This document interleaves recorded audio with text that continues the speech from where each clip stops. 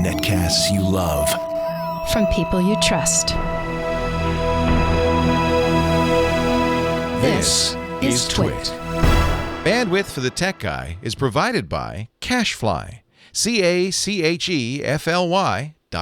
Hi, this is Leo Laporte, and this is my Tech Guy podcast. This show originally aired on Easter Sunday, April 20th, 2014, on the Premier Networks. This is episode 1076. Enjoy. The Tech Guy podcast is brought to you by LegalZoom. Visit LegalZoom.com to save on your legal needs and gain access to a network of legal plan attorneys for guidance. LegalZoom's not a law firm, but provides self-help services at your specific direction. Visit LegalZoom.com and use the offer code TechGuy to receive $10 off at checkout. And by ShareFile. Enhance your workflow. Send files of almost any size easily and securely with ShareFile from Citrix. Try ShareFile today for a 30-day free trial. Visit ShareFile.com, click the microphone, and enter Tech Guy. Well, hey, how are you today? Leo Laporte here, the Tech Guy. And it's time to talk about, well, happy Easter, by the way. Time to talk computers, the internet, smartphones, home theater, and all that jazz. Digital photography, 8888 Ask Leo. We're going to give our digital photographer, Chris Marquardt, the day off. But we could still talk digital photography. It's one of my passions. I'm not a good photographer, so I won't help you with that, but I can help you. I know what to buy. Heather Hammond came in on Easter Sunday, and you look just like an Easter egg. That's kind. I think that's kind. You look festive. Well, I want to be festive. And colorful. Then I realized that I just look like a carrot, and I should have worn some green stuff on my head. I wasn't going to say carrot, but you really? You are orange. No. But now that you mention it, I can't stop. Right? Why don't you have a little? We'll get you a little green. Hey, wait a minute. We got a little hat here you can wear. Yeah. No. Try the one with the pepper, the green thing on the top there. Yeah, I think that'll work well with your. Sure. Turn you into a sriracha bottle. Because I'm hot and spicy like that. Hot and spicy. So we're going to talk about all the digital stuff, going on. Okay, so I'll give you an update. Windows XP held hostage day 10. Nothing, not a thing. Everybody's talking about Heartbleed, the open source security flaw. Not a single problem we've heard about with Windows XP. Although you might consider it a little bit of a problem that Microsoft has announced they're no longer going to provide support for Windows 8.1. What? That's brand new. They will support Windows 8.0, and they will support 8.1 update, but they will not support. This is so strange, and I got this. It's not an April Fool's joke. I got this from Microsoft's TechNet blog. Since Microsoft wants to ensure that customers benefit from the best support and servicing experience, and to coordinate and simplify servicing, this update will be considered the new support baseline. So you have less than 30 days. You have till next Patch Tuesday, which is second Tuesday of May, to update to Windows 8.1 update. Beginning with the May Patch Tuesday, Windows 8.1 users' devices without the update installed, I'm quoting Microsoft, will no longer receive security updates. Huh?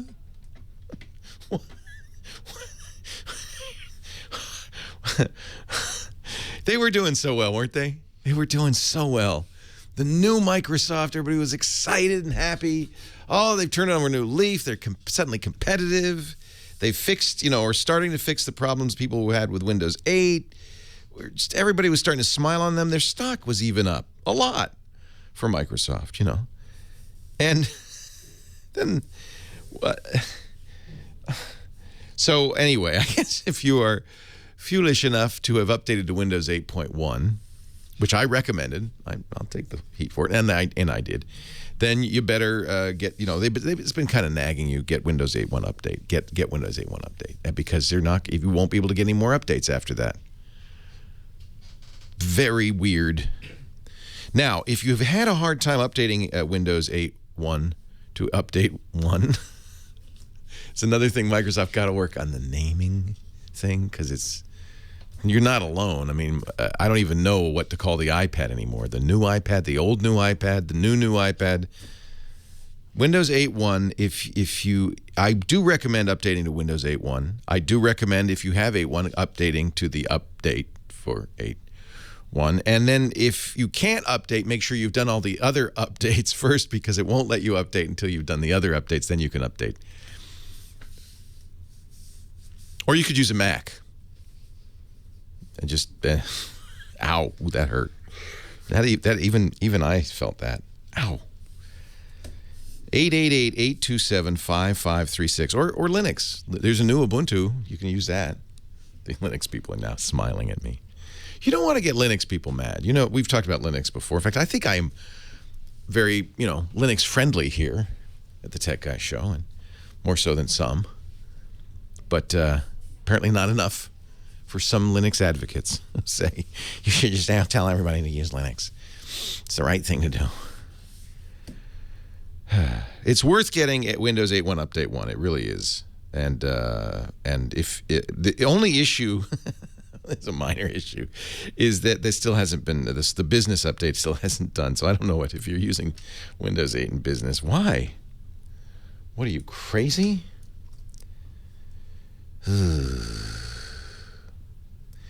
The point is, and I think this is reasonable, I guess, to get everybody on the same page, right? Then we can go forward. We can go forth into the future together, arm in arm, linked tightly, because we are all the same. We are all one. Well, Windows 8.1 Update 1. A surprise here, and I don't know whether this is true or not. CNET had a big scoop yesterday saying that Nike fired the majority of their FuelBand team. You know, the Nike, very popular. My favorite, frankly, of all the bands is the FuelBand. They fired the team, and they're going to stop making it. Trouble in wearable paradise? Perhaps. Now, Nike stepped forward and said, well, we didn't fire everyone. We're still going to we're going to launch the new Metal Lux colors, and we will sell and support the Nike Plus FuelBand SE for the foreseeable future. So that's a direct statement contradicting CNET. But something's going on, because a large number of people from the team were laid off. I think, the reason we care about this is not because we're Nike FuelBand users or not, but because we're curious about the future of wearables, right? And if the Nike FuelBand, which is arguably the senior device in this group, and in my opinion the best of the devices, doesn't do well what are we going to do? But they are just all glorified pedometers, aren't they? Really, they measure your steps, so it's a lot to pay over $100. Somebody in the chat room said, "Hey, I wonder how many steps it is to the unemployment office." Wear your FuelBand, you'll know. No, actually, the Nike FuelBand doesn't measure steps, or I guess they kind of measure steps, but really they give you points, and no one knows how those points are calculated. But the idea is more points better, and I liked it because you reach your goal. It does a little fireworks display at the end of the day. Woohoo! It doesn't take much to kind of motivate me, but that's what these really are, is motivators. The idea is you look at your wrist and you go, oh, if only I had 1,000 more steps, I'd reach my goal. What could I do? I could walk around the block another time, something like that. It just makes you get more exercise, and I think that's encourages you. Not encourages you. So that's not a bad thing. We're all waiting to see what Apple's going to do, and nobody ever. They've even hired people from Nike, like Jay Blahnik, so they have people working there from all of these groups, both not just fitness, not just pedometers and heart, but health people. People, the idea to measure maybe your blood sugar level if you're diabetic or pre-diabetic, you need to monitor that, or measuring your VO2 max, your usage of oxygen if you're an athlete, and kind of health-focused stuff. They even met with the FDA for some reason. We're not sure exactly why, a few months ago. And then there's always the jewelry aspect of it, because they've hired the new person running retail for Apple is the former CEO of Burberry, the British fashion, Burberry. Yeah, you probably wear, Heather, Burberry scarves. It's plaid, right? Yeah.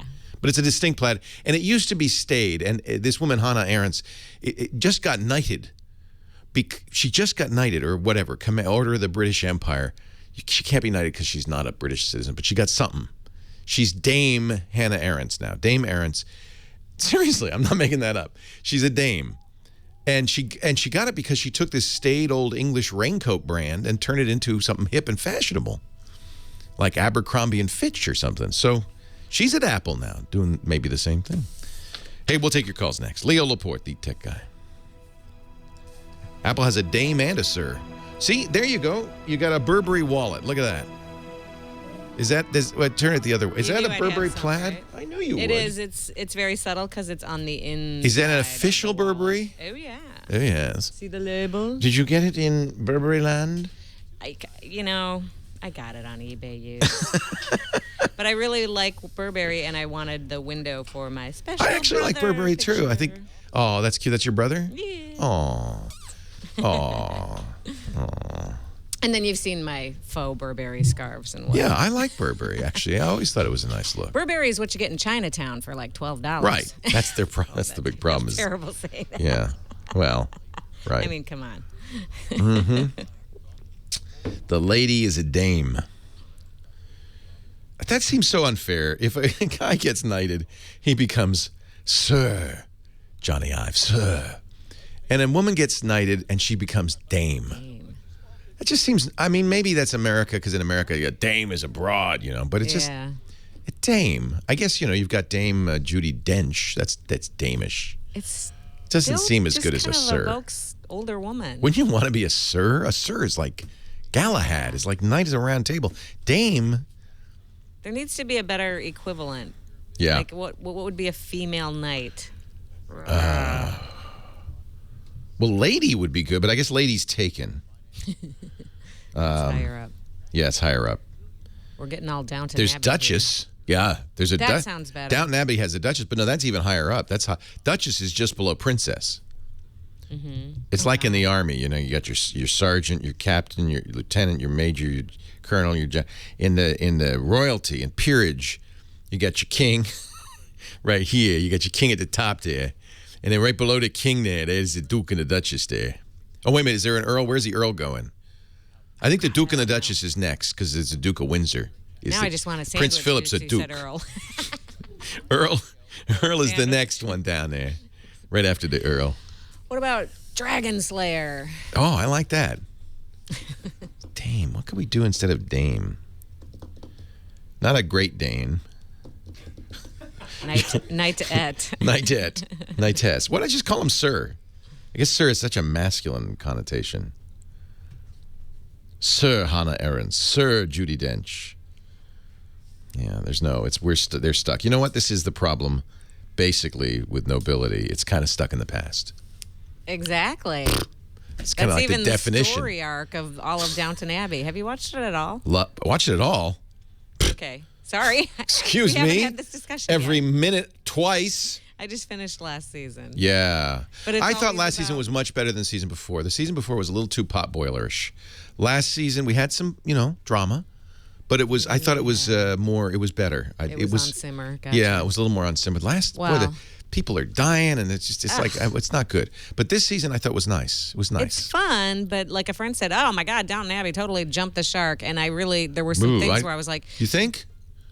I don't like the building up and making you fall in love with a character and then having something. That's what I didn't like about the penultimate season. Well, right. They keep doing That's what I really bought. But that didn't happen this season, did it? Somebody got... Don't say it. Bates' wife. Oh. She's not dead. Right. But yeah. they did to her. No, but there was some... Yeah, no, that was bad, but it wasn't murder. It was almost as bad, I guess. It's it was pretty horrible. She had to live through it. It was pretty horrible. But I thought that was good. I thought that... See, to me... Last season, the whole arc is about how the modern world impinges on royalty, right? So this is kind of the plight of women, the plight of blacks also. Right. The jazz singer. It's kind of like Mad Men, only 100 years earlier. Grandmama is always there. I love to Grandmama. hold the mirror up. She's the best. Because she doesn't want anything to change God, ever. she has so many good lines in that show. I know, she's the best. I'm gonna do some Grandmama lines in a minute. But right now I have to do this tech thing. We could be talking about royalty. Leo Laporte, the tech guy. 8888 Ask Leo's the number. Our website is techguylabs.com. I mean, I'm going to be one of the skeptics, I guess, on wearables. I think it makes sense that you want to become as intimately connected with your computer as you could be. That's why the cell phone is taken off, because it's with us at all times. It's always connected to the internet. You can always, pull it out and look up something or text somebody or send a picture or take a picture. That's all, really great. And I guess the idea is, well, how can we make it even more tightly connected to ourselves? And that's where wearables come in. The problem is the devil's in the details, as with all technology, is in the details, is your user interface. Is it on your wrist? I don't know. It's a wristwatch. Didn't we get rid of those just a little while ago? Is it over on your glasses? Well, that's dorky looking, not to mention you're going to get cross-eyed looking up at the screen. Where does it live, if it's a wearable? But I remember, because I'm an old guy, I remember back to 2007. I remember in 2007, there were some touch screens, but there were no multi-touch screens before the iPhone came out. And the reason was not that people hadn't thought about it. They'd been thinking about it for years. But you couldn't do it. The technology didn't exist. And it was Steve Jobs saying back in 2004, we're going to make multi-touch work, and we're going to figure this out. We're going to solve this problem, this very difficult technical problem. They did. Then everybody copied them, but that's what it's going to take for wearables. It's a user interface that's missing that we don't have yet. And so it was very hard in 2006 to think, how do you make a smartphone, how do you put a computer in the pocket and make it usable without a keyboard and a mouse? How do you make it usable? And when multi-touch came along, everybody went, oh, of course.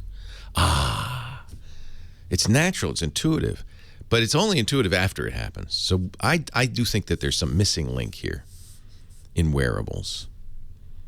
There's something missing, and I don't. It's just something that makes it make sense. Maybe it's just like in science fiction, we need a little computer port in the back of our heads there. Plug that right in. That would work. Just implant a direct neural interface. That's right. 8888 Ask Leo's the phone number. Heather will take your call. We'll get you on the air here if you have a question or a thought or a comment or a bright idea you'd like to share with the world. You can also visit our website, techguylabs.com. techguylabs.com. And if you're there, you'll see not only the phone number, you'll see a link to our great chat room. Hello, chat room. A lot of nice people in there chatting along, including Datalore, who's chatting from within the studio. He's inside the house. Get out. We also... no, he looks harmless. He's from Ireland, Are you from Dublin? I'm living, yeah. You live in Dublin? Yeah. But where are you from? I was actually born in the UK. Born in the UK? Well, get out of here, you... But I've been in Ireland most of my life. Limey. Also on the website, techguylabs.com, you'll find links to previous shows, 1,075 previous show. Holy cow. I think I have to retire. 1,075 previous shows, audio, video, plus questions and answers. Please add your comments if you have a better idea or you've got a suggestion or you say, well, I tried that and this worked. Or, I'd love that. And this is always free. There's no subscription. techguylabs.com. Let's move to the phones, and I'm going to ask Heather to, do the heavy lifting and pick somebody. Oh, this was Dame easy. Heather Hammond. I'll take it. Sounds like a spinster. Dame doesn't sound good. Does not sound good. Stan in Irvine has an interesting problem and a question, but the problem really made me go, huh? Huh? Word? Hi, Stan in Irvine. Leo Laporte, the tech guy. Oh, thank you, Leo, and happy Easter. Happy Easter. I have two questions. One, I take Yahoo email, and in the right part of the screen, these ads come up, and they take over, so they shorten the width of the email. Yeah. And if sometimes I click on them, they say, if you do $5 a month or something like that, they'll get rid of them. Yeah, there's a pro version of Yahoo Mail. Yeah. Yeah. How do you get rid of it? Just have to live with it, or pay for it? Yeah. so Yahoo Mail's free, but of course that means they're gonna have to make some money because it's not free for them. They got to run some servers and stuff. Yeah. So what they do if you don't pay is I'm looking at my Yahoo Mail. I got a big ad for Tide laundry detergent. Mm-hmm. So that's the price you pay. That's how they make money on it. Google doesn't offer this choice. Google, you have to see an ad.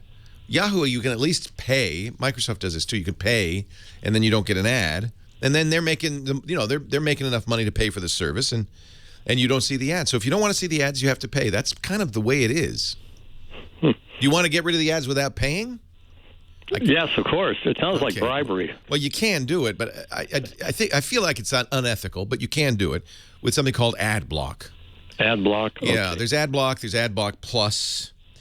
I feel this is unethical because what you're doing is you're saying, but don't we all do it? Like, okay, have you ever skipped a commercial on the DVR? Sure. Yeah, sure. Or if you ever record this show or listen to it on a podcast, you ever skip through the commercial? Yeah, sure. So that's the same thing. You're avoiding the commercial, except that we have to remember the commercial is what pays for it. If widespread use of ad block happen, fortunately, it's just a small percentage of people who figure this out. But if we're widely used, then Yahoo would face a problem. In fact, they kind of do anyway. Their earnings are not great. They were up a little teeny weeny bit this quarter. Yeah, but it compresses the width of the email, and and you don't like. I see. And you don't have any email left. There are advantages to pay. I pay, and it's worth paying. There are advantages to paying for Yahoo Mail. Is that right? Yeah, you can use your email client then to download the mail. You can use it as a more traditional mail server, not just webmail. But if you really don't like these ads and the way they impinge, take a look at Google Mail. They also have ads, but what they don't do is narrow. They don't have these big column ads on the right. They don't narrow the view. They put little thin ads in borders and stuff, or they don't get in the way. In other words. Oh, I see. Okay. Yeah. I have another quick question on Carbonite. Yeah. Which I use. Now I use DSL. It's not. See, I like this because you support our sponsors, which support this show. This show is free. We have advertisers, and that's why we can make it free. So thank you. Yeah, and my question is, if something goes wrong and I need to download all the stuff from the Carbonite server, the slow DSL will take me 1 or 2 weeks. That's true. So what do I do? I mean, is there a faster way to do it? Well, it's by the way, it's almost always faster to download than it was to upload it because all internet providers offer what we call asymmetric service. It's faster down than up. So it's usually, many times faster to download. I use 10 or 20 gigabytes. Yeah. So one of the things I do caution people against when you're using online backup, which is I recommend, is not to back up too much because A, it takes a long time to get it up there, and B, it takes a long time to get it down. I think, let me check. They may have a way around that. Leo Laporte, the tech guy.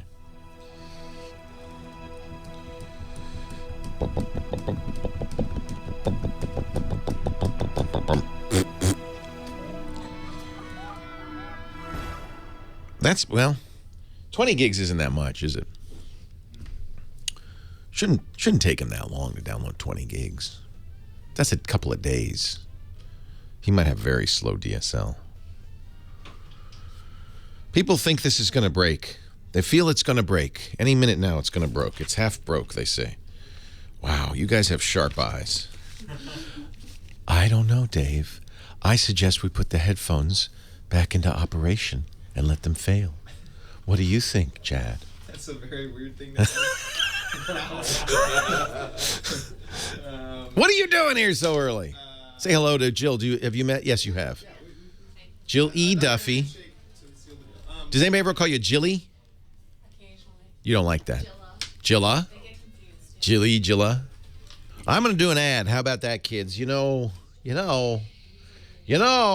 I started this business exactly 8 years ago, 2005, I wanted to do a partnership with Kevin Rose and Patrick Norton.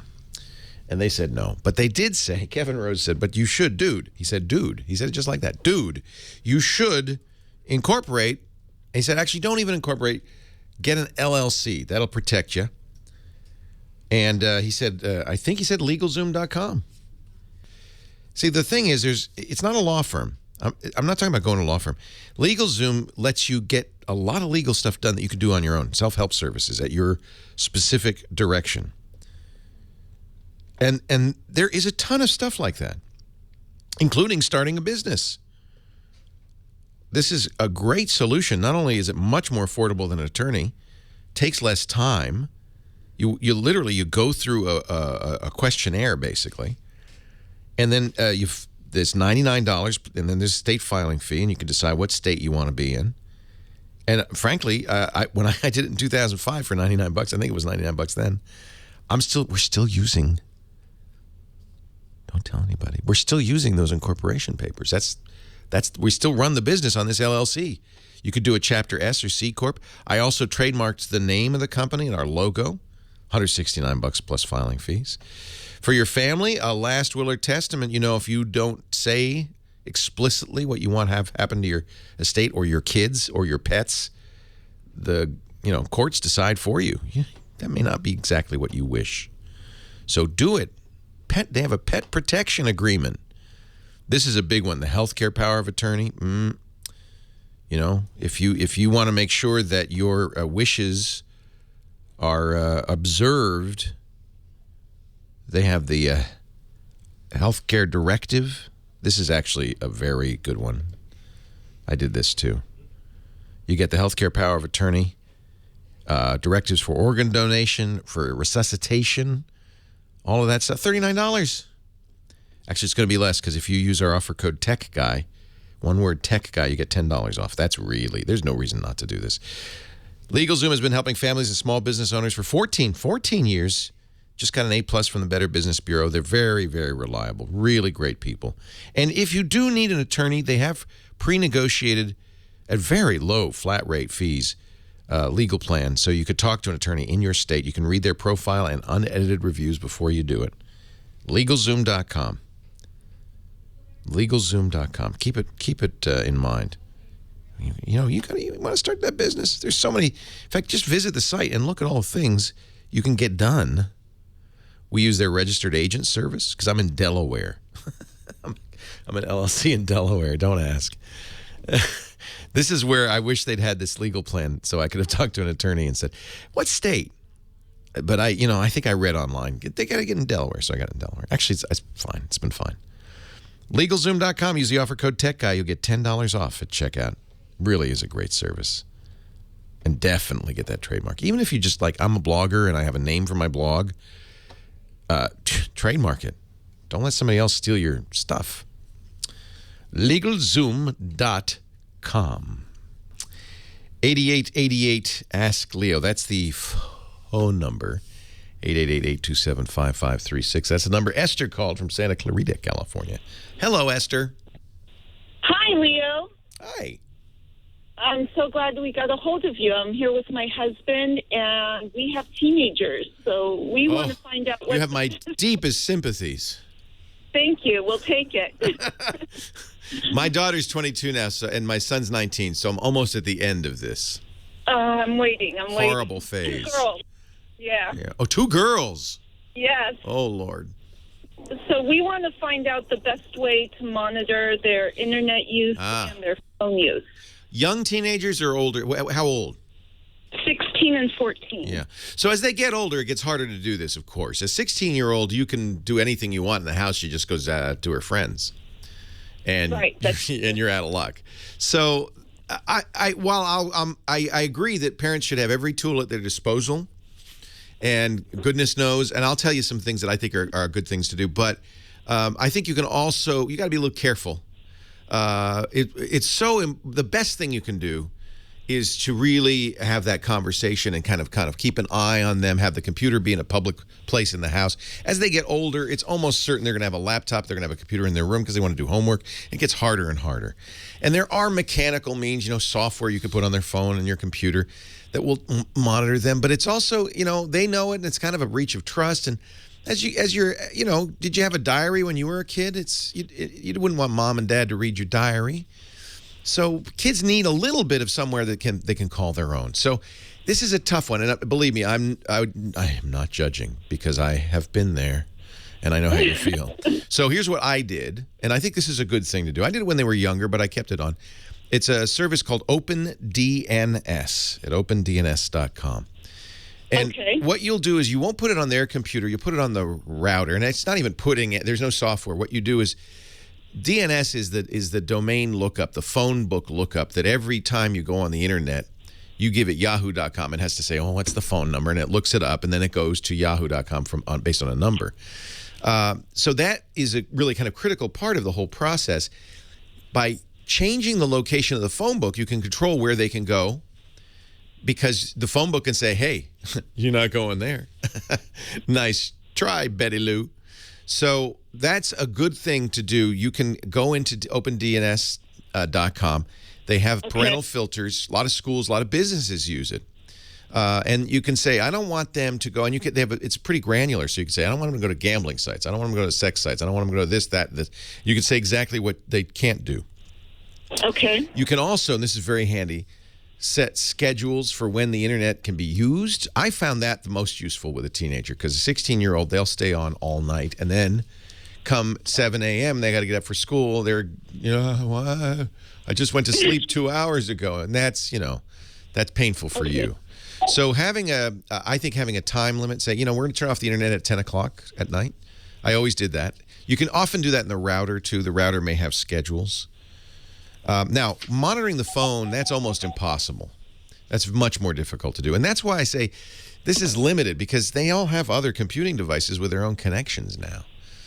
Right. So it's kind of, I think by the age of 14 or 15, if they want to get around it, they can, no matter what. I hear you.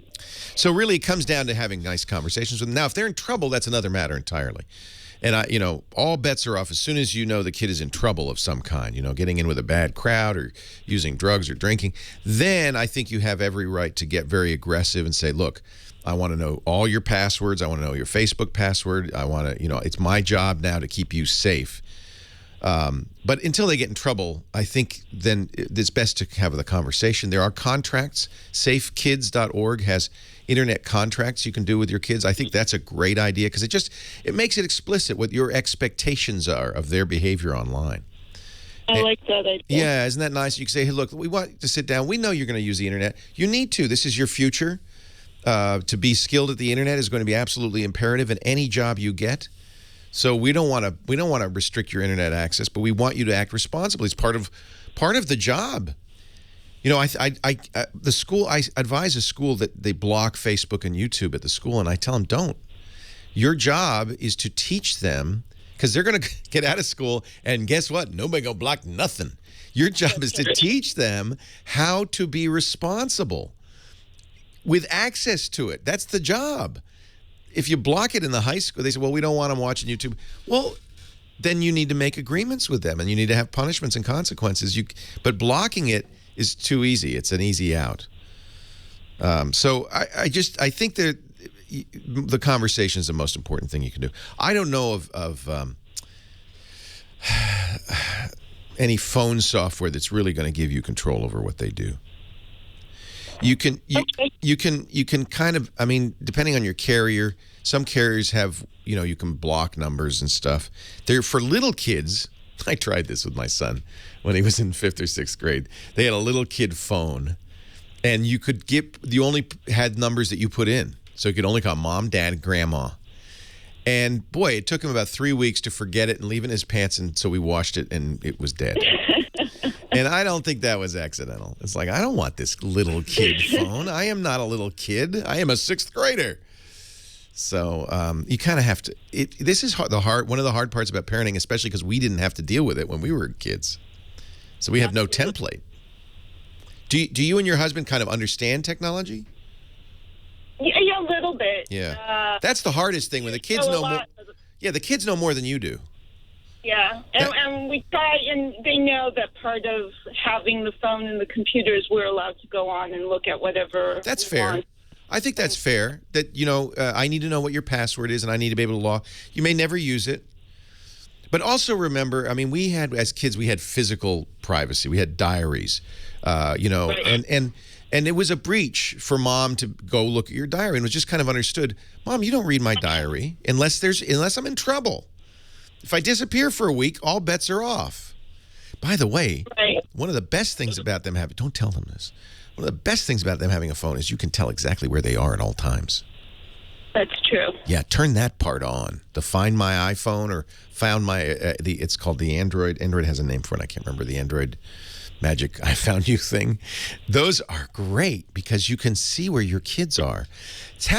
I think kids having a cell phone is really good. They can call for help. They can reach you. How did we do it without phones? Absolutely. How did parents survive 20 years ago? The kids go out the door and you don't see them again for 24 hours. Where are they? I don't know.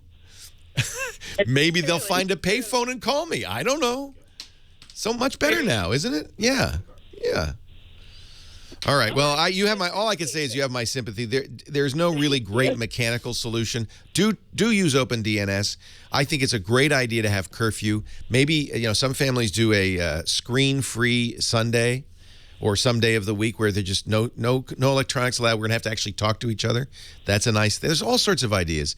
SafeKids.org has some good ideas too. Thank you so much. Yeah, Esther, I completely understand, completely sympathize. Thank you. I admire you it's a tough thing to be a parent of teenage girls. Oh man. But you'll make it. And then you know what? They hate you and then they love you again. I'm told. I haven't experienced this yet. That's what we're waiting for. It's a great book. We still have an 11-year-old son. Oh yeah, he's still sweet and cuddly. It's always good to have one sweet and cuddly guy. Yeah. Thanks, Esther. Good luck. It's hard. I know. It's challenging. And the tech guy doesn't really have a perfect answer for you because tech isn't the solution. This is a social issue, isn't it? 8888 Ask Leo. Leo Laporte, the tech guy. More of your calls coming up.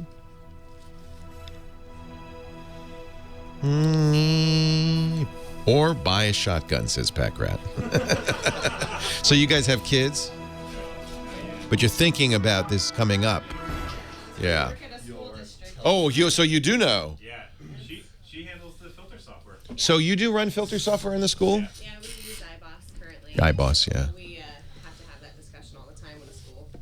It's I understand you don't want kids surfing porn in the classroom. Yes, but we also have made it abundantly clear to the schools that it is more of a behavioral issue. Exactly. It's not a technical problem. Pornographic magazine. It's the same problem. Call the tech line and say, Right. yeah, Thank you. That's exactly right. And I think it's a teaching, the school I'm on the board of has a one-to-one program. So they all have laptops. And it's very wired and they're very technical.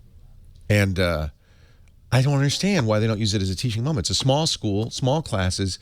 This is an opportunity to explain there's appropriate times to use this and appropriate times. I see you have a problem keeping off, Flappy Bird. Yeah.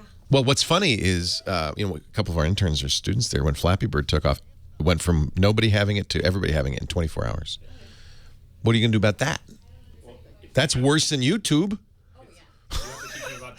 You have to. They're going to be out of school, and then nobody's going to tell them what to do. Exactly.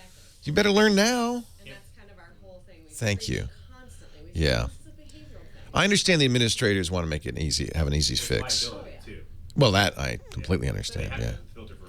Yeah, but you can keep out the porn stuff, and And Google Safe Search does a really good job. Yeah. A lot of that Yeah. content. Yeah. But kids can always get around. It's very much a philosophical, social issue. Yeah. Technical issue. Yeah. That's a great way of putting it. It's a social issue, not a technological issue. Yes. And I think It's exactly we'll have- right. And I think that's part of one of the bigger things we're going to have to deal with in the next 10 years, especially with children, is defining that line. And as parents and as educators and just as citizens, we're going to have to teach children how to use technology and how to be smart about it. I mean, Snapchat is one of the most unsafe apps. We don't even have kids, and it terrifies me because I know what it's for. And I'm like, I don't think Snapchat's a problem. well, No? No, not at all. They're sending sexy pictures. So what? The good news is they disappear. Well, Well, do they though? not from the server. Yeah, I know, but I don't think Snapchat's going to release the pictures to the world. No, but kids have started figuring out How to take get them. screenshots of the Yeah, but it lets you know. Yeah. Well, and that's another teaching moment. Exactly. But I think there are Tinder would be more dangerous. Oh, yeah. Grindr would be more dangerous. I wouldn't want kids in the middle school using Tinder. I don't know. It's an interesting question. Snapchat doesn't seem. It seems the way my kids use it, it's not sexual at all. I think as older people we think, well, God, I'd be sending sexy pictures, but We would do that. right, they just it's. Well, maybe. I mean, there are going to be kids who are going to do that, right? By the time they're in high school, they're physically adults. I mean, mentally they're 4-year-olds, but physically they're adults. That's the problem. You don't want them to. When we were getting orientation with Henry for CU Boulder, it was great. They said, kid, at this age you're going to make mistakes. That's their job. They're supposed to make mistakes. We just want to we want them not to make permanent life-ending mistakes. You want to keep them from getting pregnant, keep them from murdering somebody, keep them from breaking their neck. But they're going to they're going to do stupid things, and this is kind of the place they can do that. And I thought that was very insightful too. You got to let kids make mistakes. So this is not an eyesight camera. You see my camera. This is actually a new thing that I think we're going to start recommending. This is Cisco sells this as the Precision HD. It's a Tandberg, but Alex Lindsay pointed out to us, and we think it's a better camera than the Logitech C920 that we've been recommending. To answer your question, ooh, I like this. Good God, Leo Laporte. This song should be banned in schools across the nation. Leo Laporte, the tech guy. What is he talking about? Hot pants? I don't know. 8888 ask Leo. We actually have in studio a couple who, at least Amanda works for a school district helping run the filtering software. And this is a real challenge for schools. And of course, as parents and as educators, the easy thing would be to just block all that stuff. But you can't. First of all, you can't. And Amanda says, what I tell them all the time is it's a social issue, not a technical issue. That's really the truth. And it's an opportunity to educate. This is why the kids are in school. I know you think they're there just so that mom and dad can work in the fields all day. But really, they're there to learn, and I think exposing them to the internet is a teaching moment. Oh my goodness, it's amazing that young people are growing up in a world where they just have access to everything. Everything. It wasn't so long ago. You wanted to know. What were the names of Columbus's crew? You'd have to go to the library, get in the car or get on your bike and go down to the library and go to the stacks, look it up in the card catalog, hope you got the right book. It was hard. It was work. Now it's a Google search away. It's literally any fact is seconds away. And that's wonderful. That's amazing. Things like Wolfram Alpha can do hard math calculations, just type it out and it tells you things. My father-in-law, who was a science teacher in high school, loved giving word problems, and he said, "All right, Leo, I got a problem for you." I said, "Okay, how much?" Well, I can't remember exactly. It was something like, "How much would a centimeter of water over an acre weigh?" Now. In the old days, that's pencil, paper, some calculate. We got to think how much you got to learn. You got to look it up, but you could also just go to Wolfram Alpha and type the query, and it'll tell you in seconds, literally. Oh well, that's 1,500 kilograms. The density of the water would be 1.0. So it's a different world, and I think one of the things we have to do is change how we teach and what we teach, because learning facts is kind of silly. In a day and age when facts are at your fingertips, but maybe learning how to find stuff online and how to vet it, how to decide whether it's a good fact or a bad fact, that would be a good skill now to have, don't you think? There's a lot of stuff to teach that might be a little different than what we had to learn when we were younger, including how not to let Flappy Bird destroy your productivity. We didn't have Candy Crush Saga when I was a kid. We had hula hoops, and we liked it. I'm glad I'm not growing up in a world where kids could be distracted by Flappy Bird and Candy Crush Saga. I would never have gotten anything done. Ever. Ever. Pete in San Antonio, Leo Laporte, the tech guy. Hi, Pete. Hey, Leo. Nice Welcome. to talk to you again. Thanks for calling. Yeah. Oh, thank you. I have a dilemma. I talked to the tech support at Apple about this, and they seemed kind of oblivious about it. And unfortunately, they told me really there's nothing I can do. Oh, that's not a good word. Yeah, definitely not. But so I don't know if you've ever heard of anything like this. You need to call the tech guy. Indeed. Well, I wanted to, but it wasn't the weekend yet. So I'm glad you did. What's going on? Well, what happened, this happened to me before. I talked about this in the chat room yesterday, but before I could finish my story, everyone was quick to defend Apple. I'm like, okay, but that's not the case. Oh, all right. What's happening? So what happened is that I have the official Bluetooth keyboard from Apple. Yeah. It's just that metal one. That's, I have it too. Yeah. Very expensive, but pretty nice. $99, I think. Yeah. Yeah, but major flaw in it. There's no real off button. There's a little one that's on the side. No, it just goes to sleep. Yeah. Yeah, and I found that multiple times it wakes itself up while it's in my backpack. And the batteries die as a result. That's not too bad. I can live with that. What I can't live with is that it locked out my iPad. I'm sorry, I shouldn't laugh. So yeah, I know. Wait a minute. It typed something that locked your iPad and you can't unlock it? Right, exactly. And it's done it before. That's the bad thing about it. It did it before when I was on OS. How could it? Wait a minute. I don't. What do you think it typed? Well, I have the 4-digit passcode, and it was just type in whatever. And it did it 10 times. Exactly. And then the iPad said, "Sorry, you can't use it anymore." Correct. That makes sense. Now you can turn that off on your iPad. I'd turn it on because it's a great security thing. If somebody tries and fails to guess your password more than 10 times, it just says, forget about it. You're never going to get in again. Reset. Yeah, and I think it erases the contents, doesn't it? Well, you have the ability to lock it or to erase the content, and I don't want to erase the content, right? Obviously. So I had it to where that it would just lock it, and what it would do is that after so many failed attempts, and it says you had to wait 5 minutes.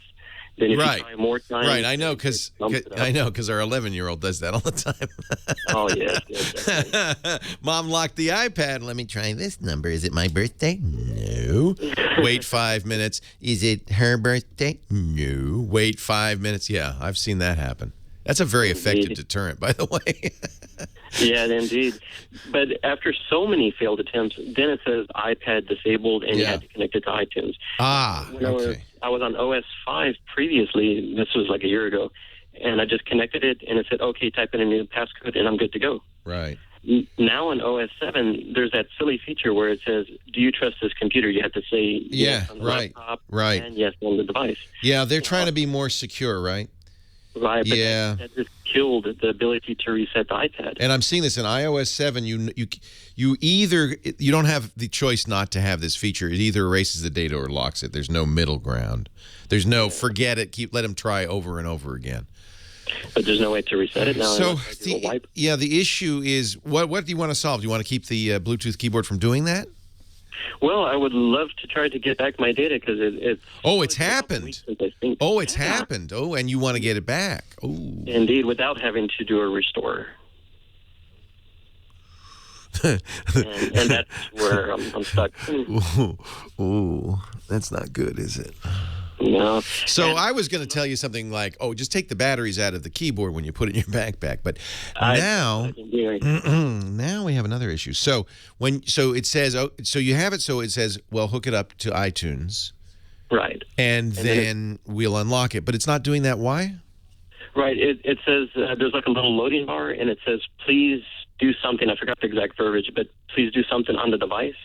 In essence, it's waiting for you to say. Oh yeah, it says please enter your key. It says enter your code on the device. No, it doesn't. It doesn't.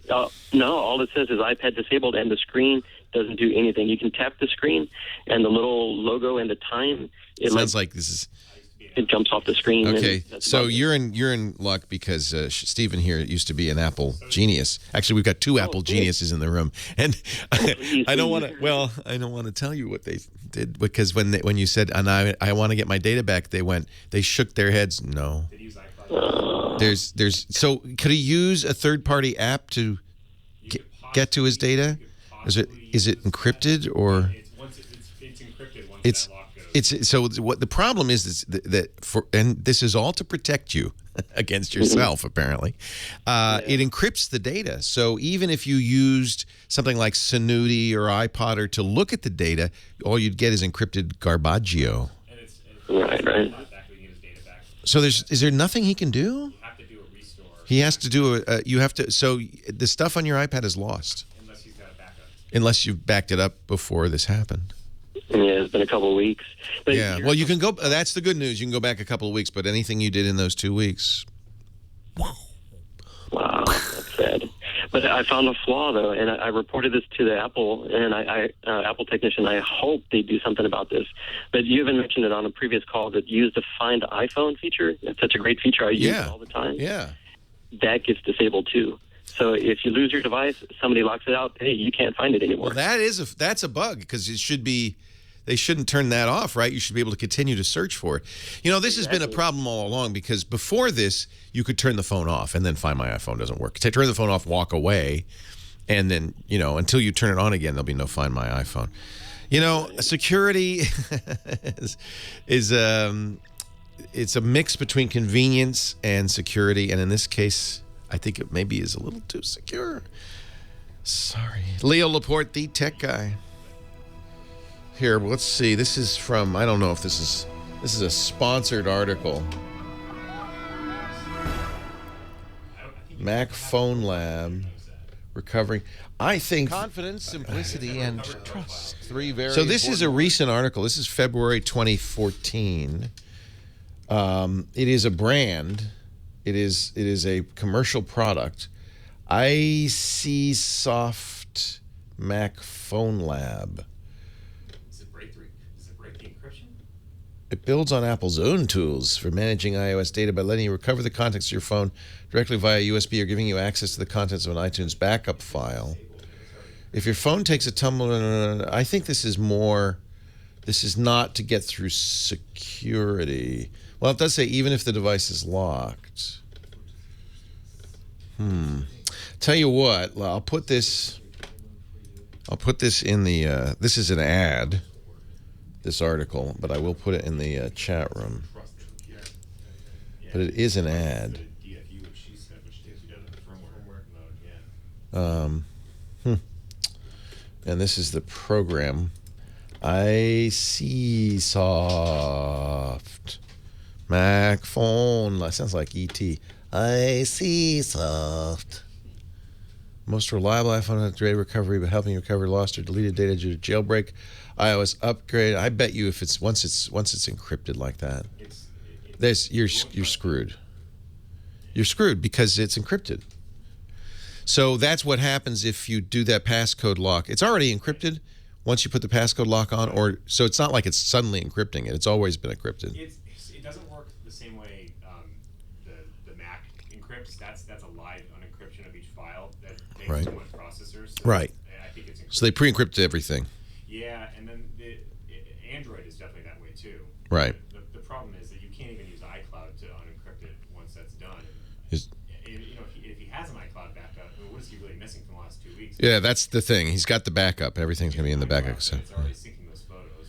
Right. So turn on iCloud backup because that's a continuous backup. So that's nice. Photos yesterday. Yeah.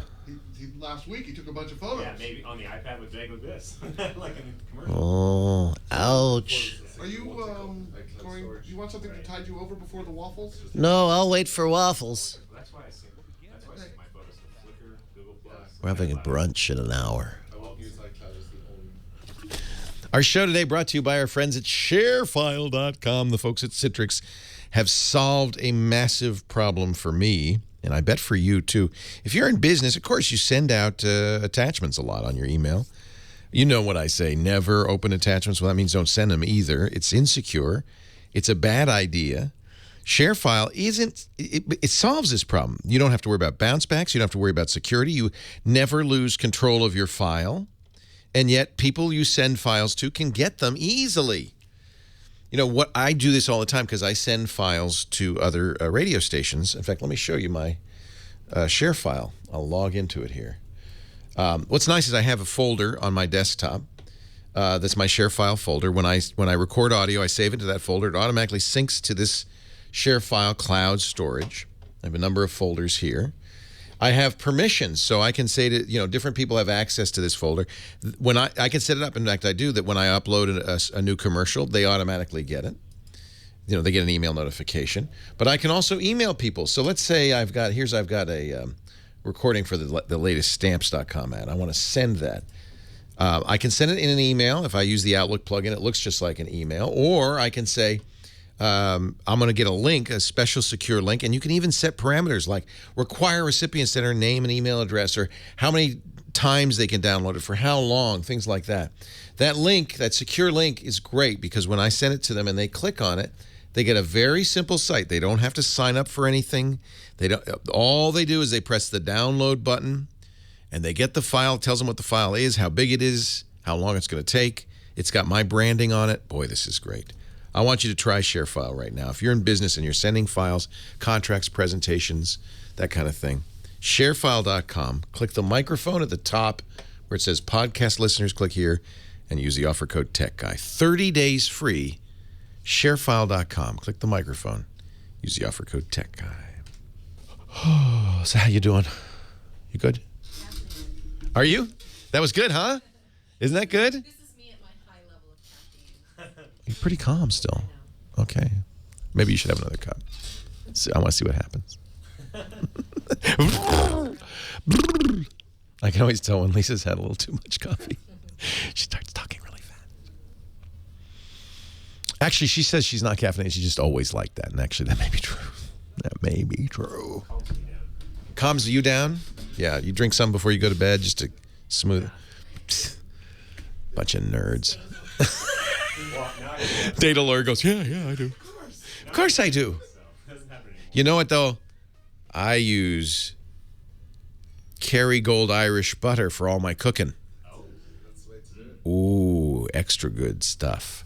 In fact, the waffles, I used Kerrygold in the waffles today that we're going to have a little later on. 7 tablespoons. The maximum butterage. You only need to eat once a day then, right? Oh, I love the butter. Butter can't make you sick. Butter's good for you. We are in Petaluma. We're almost at dairy time. Yeah, and actually we have very good butter, but I talked to a chef, local chef, and he said, I cook with Kerrygold because it's higher fat content. The Irish butter has a higher fat content. You're a cook. You know this. Kerrygold and Lurpak. Yeah. What's Lurpak? I believe it's Danish. It could be. It's kind of loud. It's another butter? It's a butter? It's a butter, yeah. I love you guys. Butter nerds. You're butter nerds. You know, the best butter is 17% butter fat. So Lurpak. I like Lurpak. We'll have to try it. You can get Kerrygold across the street. That's why.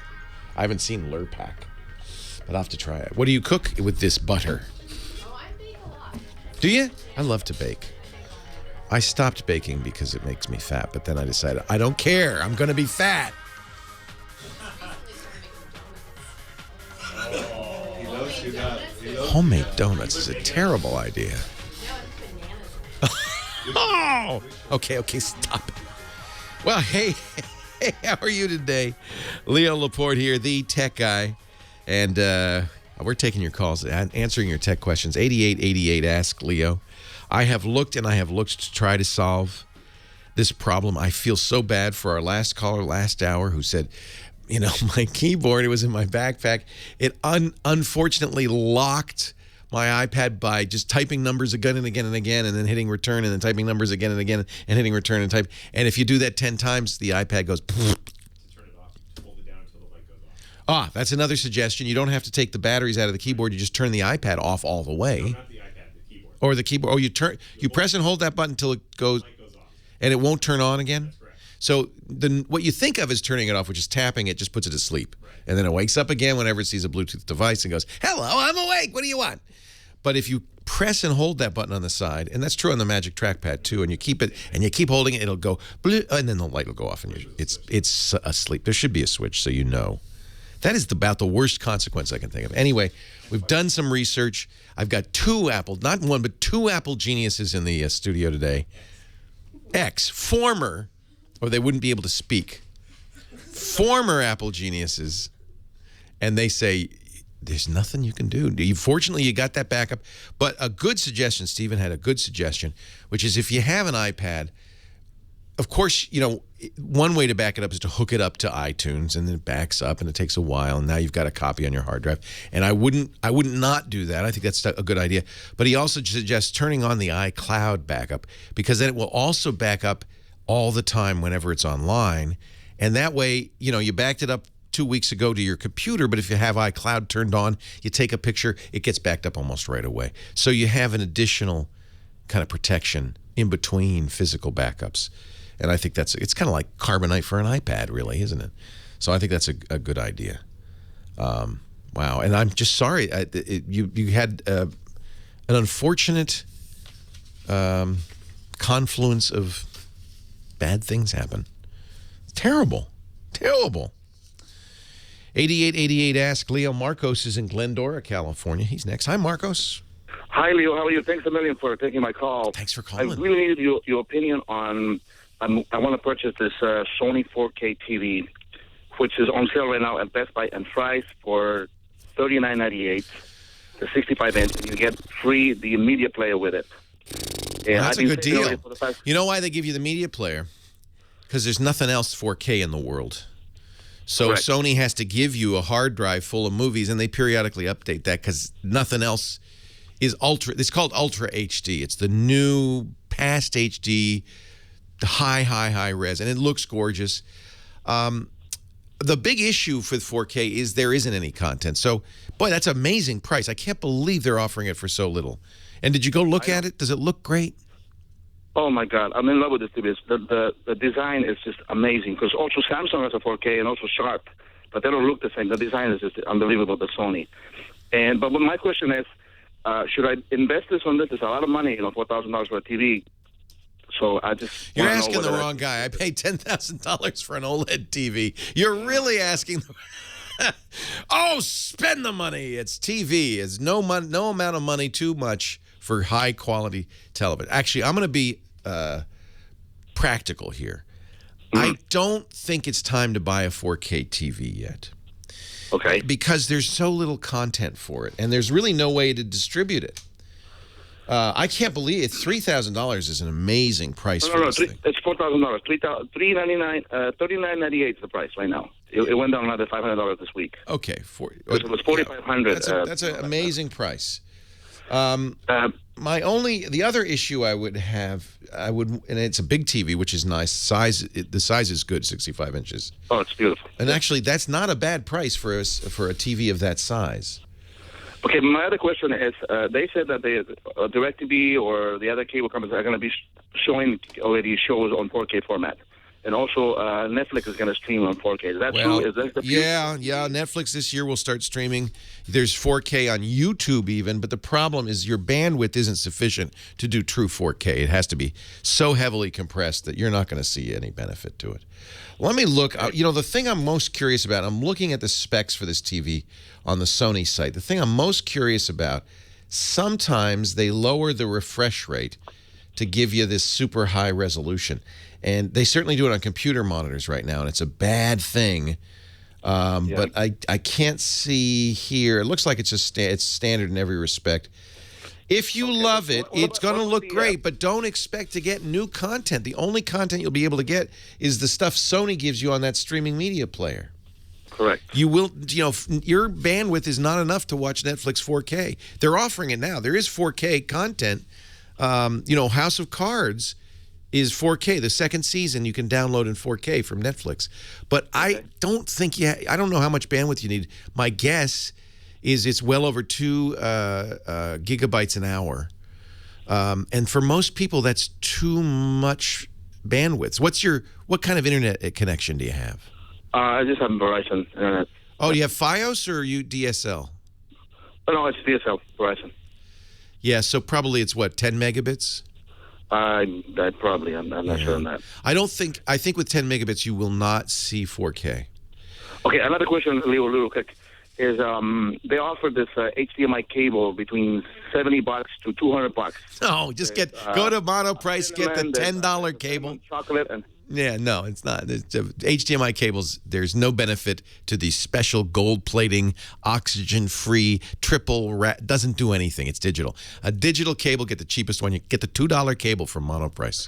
Oh, my God. Because, they say that you of course. No, you didn't do because... or the carbon cable. Yeah, we got to have a special carbon that's made with adamantium. No, it's digital. Doesn't matter. It either works or doesn't work.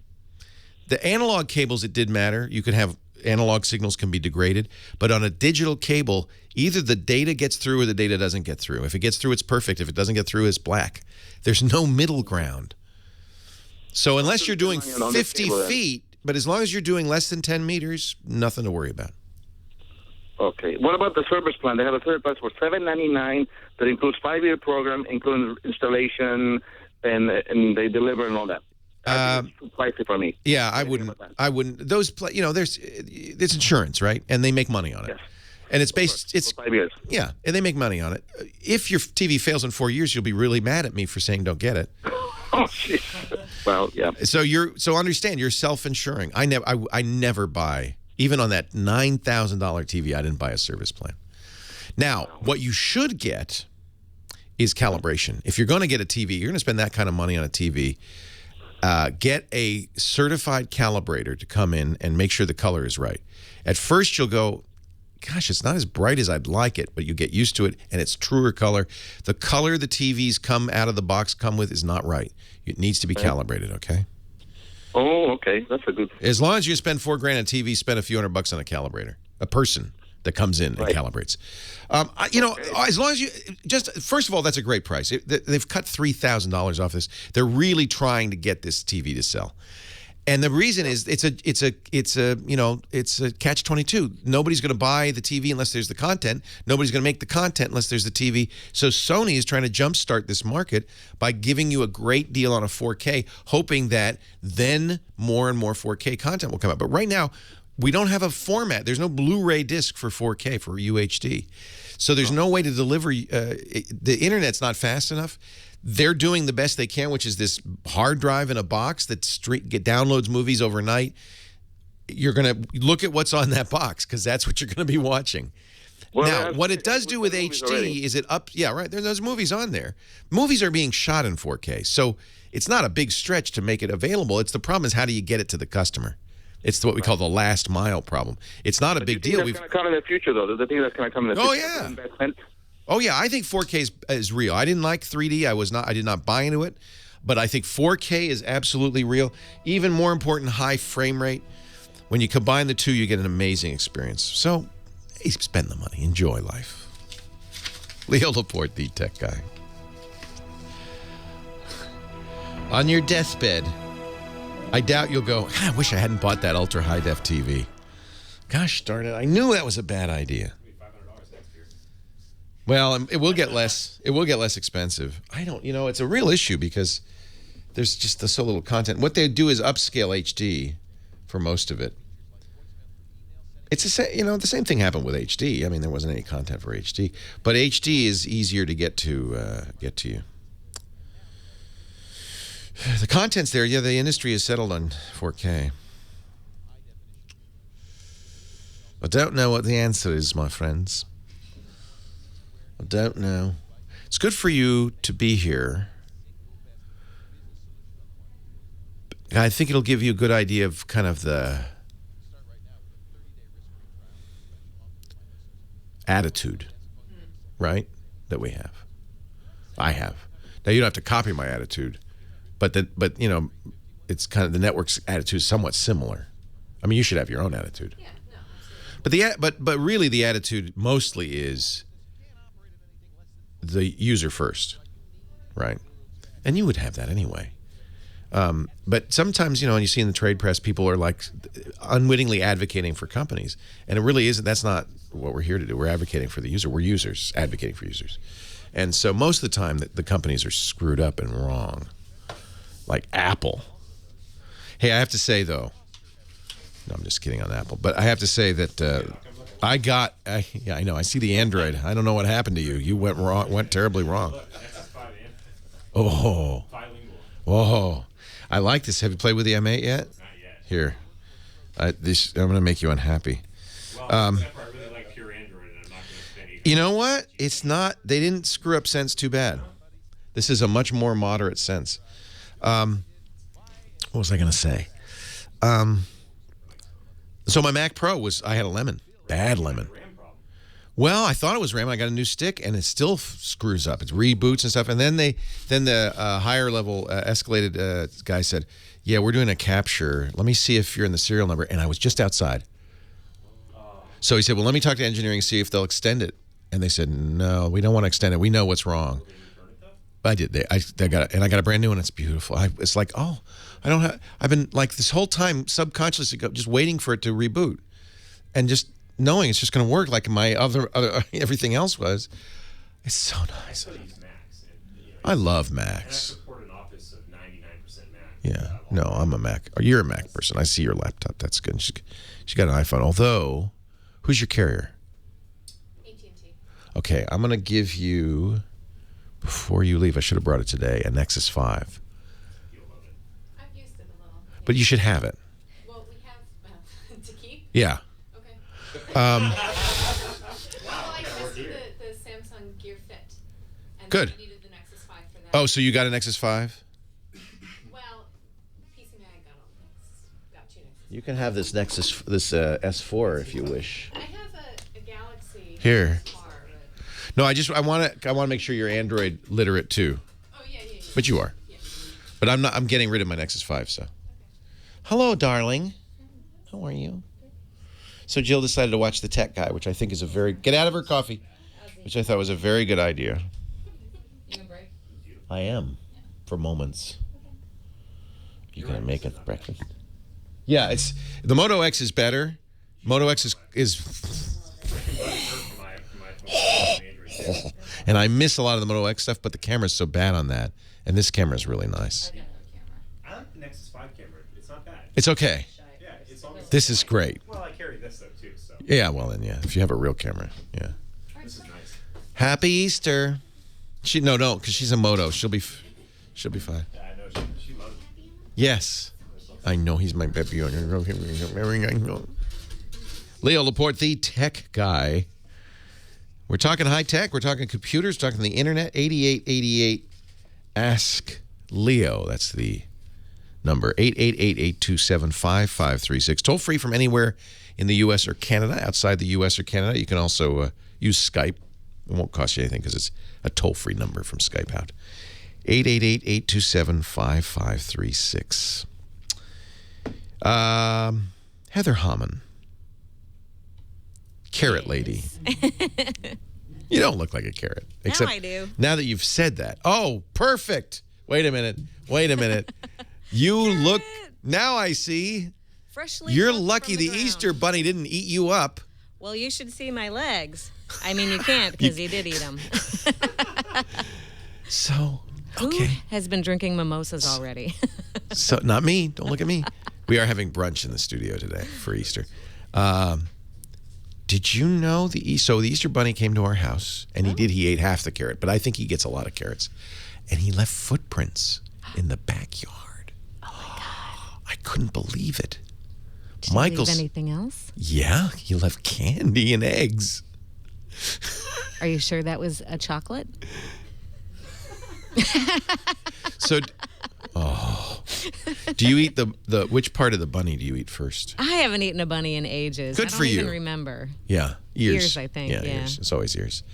I've learned, though, I'm very dismayed to learn that the two people in my family eat the butt first. And I don't think that's... sanitary. It's just not right.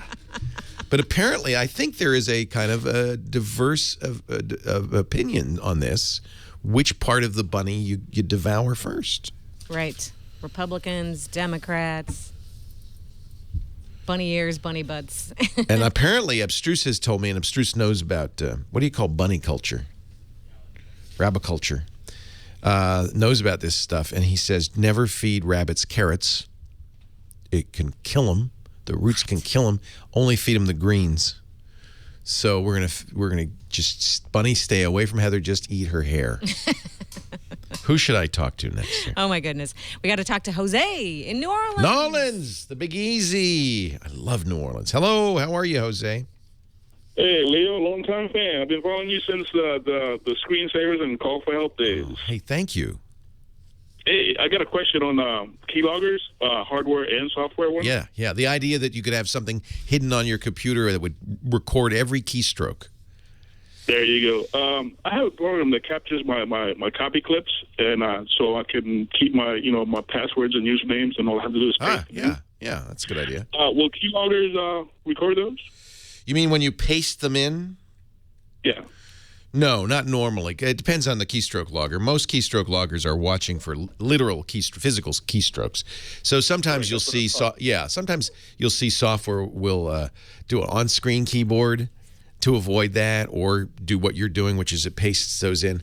Why are you so worried about keystroke loggers, though? Well, with this Heartbleed stuff that's been going on and everything, and I just thought, because that's the way I've always done it, and I thought I was being safe. I was just wanting to make sure. It's more a convenience than anything else. It's rare. I mean, nobody's going to put a keystroke logger on your machine unless they're targeting you. So almost all attacks out there are mass attacks. And the reason is they make money on the mass numbers of computers they take over. They don't go after individuals. The only time you have to worry about a keystroke logger is if you think somebody's targeting you, whether it's an ex-girlfriend or law enforcement. If somebody's going after you, or industrial espionage, keystroke loggers are used for example. There are examples of them being used when one company's spying on another company. It's possible to put a physical keystroke logger in line in between the keyboard and the computer that transmits, and you could sit on the curb and you can watch everything everybody's typing. Wow, wouldn't that be great for industrial espionage? But it's such a lot of work to watch all these keystrokes. You're not going to do it in a mass format. Nobody wants that. So really, keystroke loggers are more for targeted attacks. Do you worry about somebody trying to get you? Well, no. I sometimes go to websites that I'm thinking, they're not going to install a keystroke logger.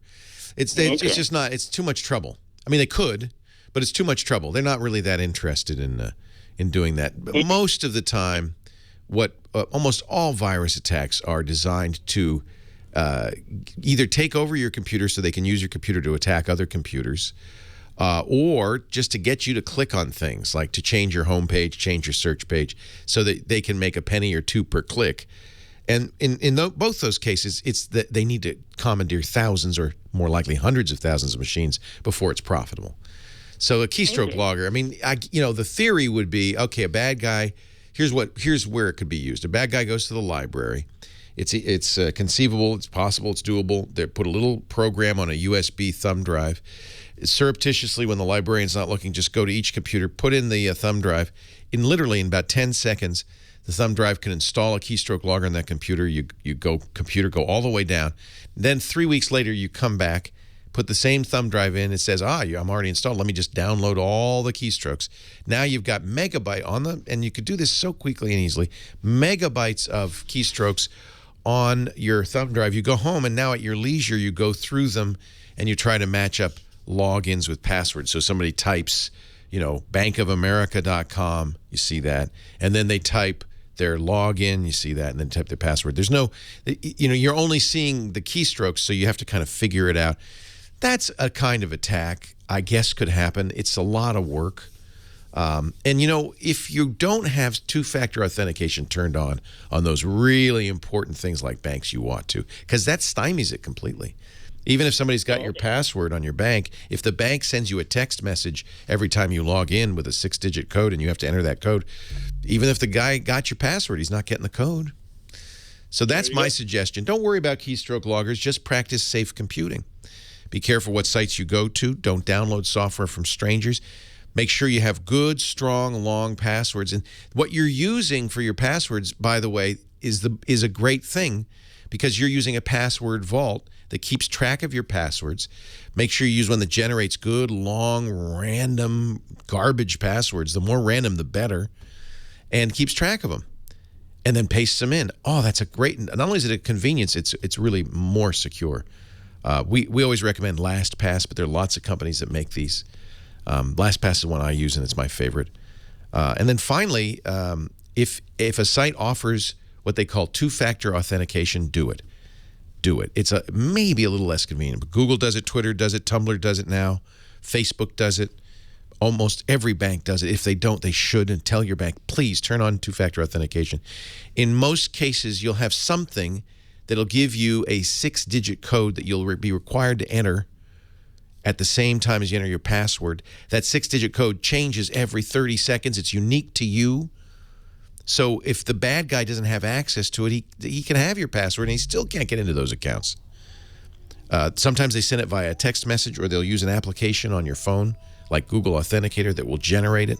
Or you might even have a little credit card or key fob that does that. Good idea. Leo Laporte, the tech guy.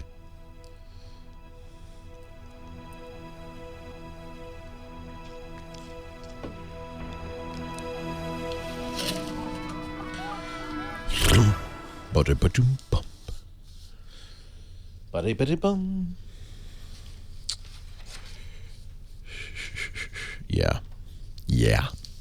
Yeah. Were you going to do Dowager Countess imitations? Oh, yeah. I was really looking forward to that. I wasn't going to do imitations. Oh, because I looked up some of her best sayings. One of them is so good. What is a weekend? Yes, that's my favorite. Right? Weekend? What's a weekend? Well, if you don't work, you don't really know what a weekend. It's all a weekend. Even if she had worked, she'd be retired now. So. Yeah. What's a weekend? I can't do her voice. She's so good. Who is it? It's Vanessa Redgrave. Who is it? It's Maggie Smith. Maggie Smith. That's the right. one that fits this show is, remember, they got a telephone machine in the house, and she's like, "Is this an instrument of communication or torture?" She's so good. That's as good as I can do. She's so good. Communication. It's an old torture. Actually, I thought there'd be mean. like YouTube videos of all of her. There's good GIFs There's to work, quotes. I think. Yeah. Yeah, there's animated GIFs. That's kind of funny. I guess they don't want to. We could always start with. What should I? Oh no! What is this? Go away! Oh my God! It's invading my. It's a keystroke logger. I forget. There's some person she was talking about. She's like, "Well, we can't very well assassinate him." What is a weekend? And look at her sourpuss. Oh, she's such a sourpuss. She's the best. You must have learned to very recently. I don't know what she's talking about there. Yeah, some of them, they didn't pull very good ones because you have to know the context. This is one of my favorites. She said, Isabel says, "I'll take that as a compliment." And she says, "Well, I must have said it wrong." That's the best. There's another good one about something. Don't be pessimistic. It's so middle class. Middle class. Defeatist, she says. Defeatist. Don't be defeatist. It's so middle class. I suppose looks aren't everything. Ooh, she's so great. I wouldn't say I would. She must be thrilled. I mean, this is the role of a lifetime, right? What a She way must to be close out thrilled. pretty She's good a career. wonderful actress. Yeah. She's the prime of Miss Jean Brodie. Wouldn't say always. She's an obstacle to your happiness, dear. It must be removed. I suggest you find some way to overcome your scruples. Ooh. Yes. Here it is. Don't be defeatist, dear. It's very middle class. I haven't seen these as T-shirts. They really should be shirts. Oh, shirts. I want Dowager Princess or Countess shirts. I'm leaving in the morning, Lady Grantham. I'll doubt we'll meet again. Do you promise? Yeah, her and Crawley, their relationship's great. Do you think I might have a drink? Oh, I'm so sorry. I thought you were a waiter. That's the best. And I can't even tell the difference between these tuxes. I don't wear tuxes because you look like a maitre d'. Who wears tuxes these days? But Maitre d's. Is it because he doesn't have tails? Like, what's the difference? That's what she's saying is yeah. Because he wore a dinner jacket to dinner instead of tails. Okay. That's not done. Ew, I thought it was ordering a waiter. drink. Sybil, vulgarity is no substitute for wit. Edith, dear, you're a woman with a brain and reasonable ability. Stop whining and find something to do. That's good. That's good advice. So you want me to lie to them and say there was no chance at all? Lie is so unmusical a word.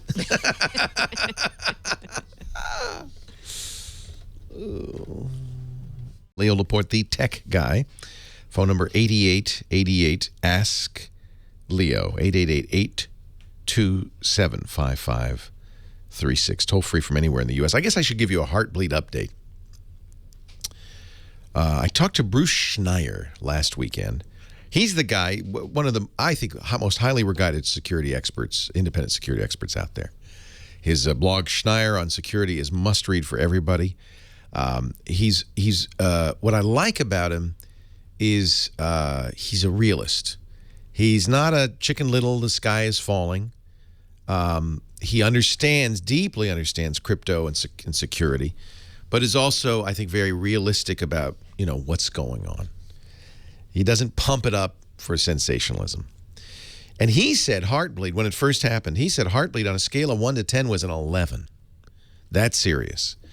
Heartbleed, you probably heard about it by now. I think it's made all the mainstream media reports, is a flaw in a very important library, a routine that's used by computer servers all over the world. About 2/3, in fact, of all computer servers use this library to protect transactions in secure situations. It's called SSL, or Secure Sockets Layer. And the library, OpenSSL, is very, very widely used. And what it allowed is kind of odd. It allowed a bad guy sitting outside the server. Let's say it's Twitter. Twitter's not a good example. Let's say I don't want to name names because not all companies were bit. Let's say Amazon. I don't think Amazon was bit, but let's say it was. Amazon wasn't, I don't believe, using this library. But you could, as a bad guy, sit outside and you could query Amazon.com with a very common, simple query. You could write it, frankly, in a batch file that said, hey, send me 64K of your best memory. And it would just dump out. The server would just say, here's everything in my 64K of stuff from my memory. Now, as the bad guy, you couldn't say which 64K. You couldn't say what you wanted. It just would give you a dump of that. Now, if you kept doing it over a long period of time, you'd see everything that was in that server's memory, and you could do it on an ongoing basis. And worst of all, you could do it and no one would know you were doing it. There'd be no record of it being done. So what's in memory on a server? Well, when you log in, your password, your login, the server's own certificate is in the memory. So a bad guy could impersonate the server to you later, could perhaps use your password and login, but he couldn't target you, and he's not going to get everybody's password and login, just whoever logs in while he's, asking for this data. So, it's kind of a mixed attack. It's a terrible flaw because it's been around for 2 years on 2/3 of all the web servers in the world. That's a lot of people for a long time, but there's no evidence that it was widely known. In fact, they run these computer servers called honeypots all the time. Security experts, security researchers run these honeypots all the time. They're just computers sitting on the internet, just minding their own business and logging every attack that happens. Because maybe you don't know this unless you run a server. People are always attacking every server. My website, every day I'll come in and 30 or 40 attempts to hack into it have occurred. It's constant. So these honeypots are monitoring this and logging it. Now, the nice thing about having these running is that we can go back in time. We can say, well, over the last 2 years, did we see anybody scanning the internet for Heartbleed vulnerabilities, looking around saying, would you be willing to give me some of your data? And the truth is none. Prior to last month when it was discovered, there was no activity. Now, the minute it was publicized, the activity spiked. Everybody figured it out literally within half an hour of this being revealed. Hackers were already writing code because it was that easy to take advantage of it.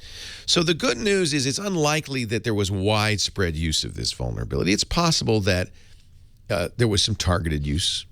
You know, maybe the NSA knew about it and used it to target bad guys. I don't know. But it wasn't a widespread problem. In fact, Bruce Schneier, when I talked to him last weekend, has downgraded. He said, you know what, it's not 11 anymore. I thought it was an 11. Turns out we've looked at the logs on these honeypots. It was not widely known. It's not an 11 anymore. Maybe it's an 8. Maybe it's a 9. It's still serious. It needs to be fixed. By now, here we are 2 weeks in, most servers have fixed it. All the big ones have fixed it. The ones that haven't are all the little ones. But that means that you can, and probably should, it wouldn't hurt anyway, change passwords on the stuff that you care the most about. Your bank, your email. It's unlikely that anybody's going to steal your Twitter account. But, if you want to keep it, maybe change the password there. It's easy to do. This is an opportunity, as I've mentioned many times now, to go out, get a good password vault that will generate good passwords for you. It'll give you the opportunity to make them longer, more strong, and to stop doing the same password for multiple sites. I know we all do this. It's so hard to remember a password. I'm going to make up a good one, monkey123. Nobody will guess that. And I'm going to use it on every site. Well, but that's a problem. First of all, it's a terrible password. But even if it were a great password, if one site were compromised, what's the bad guy going to do? He's going to try every other site with your email address, see if he can get in. So it's good to have a unique, very tough password. Longer is better. More random is better. Hard to remember is better on each site that you visit. And this vault will help you do that. So I think the Heartbleed is over. There were, some weird situations. Android phone, only one Android device, it turns out, and that was updated. But that was susceptible to it. There were some weird situations. You'll still see some sensational articles because, hey, this is a great way to get links, get people to click on you. But I think that the good news is it's over, and we can move on. But you should change your passwords. And you know what? Not a bad thing to do anyway. I just do it every day. I do a few more places. I go, oh, yeah, I forgot I have this bank login. I've changed immediately my bank, my Google Mail, my Yahoo Mail. Changed all that stuff immediately. My email server. Make a nice, random, if it's hard to remember, it's probably a good password. Clayton in Fullerton, California. You're next. Hi, Clayton. Leo Laporte, the tech guy. Hey, Leo. How are you? I'm well. How are you? Fine. A couple of things here for you. There's nothing like a dame. Yeah, there's nothing like a dame. And the next one, the lady is a tramp. The lady is a tramp, although he says, I think dame, when Sinatra sings it, he says dame in one of the verses, the lady's a dame. That's what I mean. In America, see, we were talking earlier about how Apple's new head of retail, who was the former CEO of Burberry, was recently knighted. That means she's Dame Hannah Arendt. It's not as cool as being a sir, is it? No, the lady is a tramp. The lady is a dame. And one other point here, there are no more phone booths. Yeah. I take a pic. Whenever I see a phone booth, I take a picture of it. When I was a salesman, I knew where every phone booth was near a clean bathroom. You know what? If you're a traveling salesman, you kind of need that, don't you? Yes, you do. Now we can carry our phone in our pocket. I don't know what we do about the clean bathroom, though. Oh, that is a paramount thing. I'm sorry Steve Jobs passed before he solved that one. That'd be a product. Bathroom in your pocket. What? You put the telephone in the rear right molar and the toilet paper in the left rear molar. That way you can get the paperwork done. Are you off the road now, Clayton? Yes. Good. Hey, it's great to talk to you. Thank you. You're absolutely right. You don't see phone booths anymore. Occasionally I'll see one. But they're so rare. They're surprising. How about post mailboxes? You see those anymore? Those are disappearing too. Leo Laporte, the tech guy.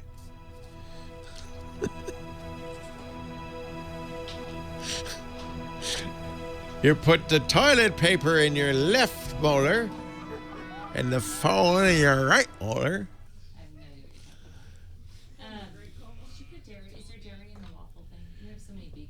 Is there dairy in the waffle thing? Yeah, there's 7 tablespoons of Kerrygold Irish butter and half and half, a cup and a half, a half and half. Other than that, there's no dairy. That's a waffle. There's great eggs. Oh, and there's eggs. Do eggs count? There's egg whites and egg yolks. You can eat the eggs because they came from the ranch. So I'm going to make eggs.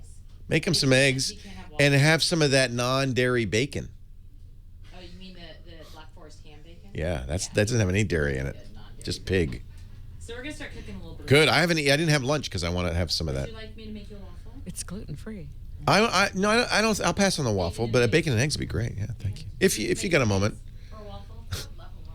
She made coffee. She figured out how the coffee machine works, and she likes it. We're having brunch, Easter brunch. Want a hard-boiled egg? Did you bring some hard-boiled eggs? Did you bring those hard-boiled eggs that I made last night? Did you bring them back? The hard-boiled eggs? Yeah. I left them at home, but we have them because Tanya made some today. Oh, good. I just wanted to try one. I'll give you one. No, later. When I get home, I'll have a hard-boiled egg.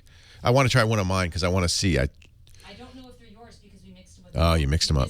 Okay. I don't know which I used the special method, and I want to make sure they came out okay. which eggs I have. Okay. There were 4 dozen. I came home with a dozen. There might be one of yours in there. It's okay. So Black Forest ham bacon? Yes, please. Okay. Waffle, any bacon? Thank you. Black Forest ham bacon? Yeah. Yeah, like twister. That's bacon too? Yeah, gluten-free bacon, please. There's nothing.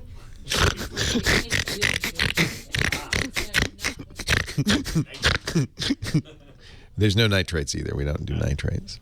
So similar to the Dane thing, how that language has changed.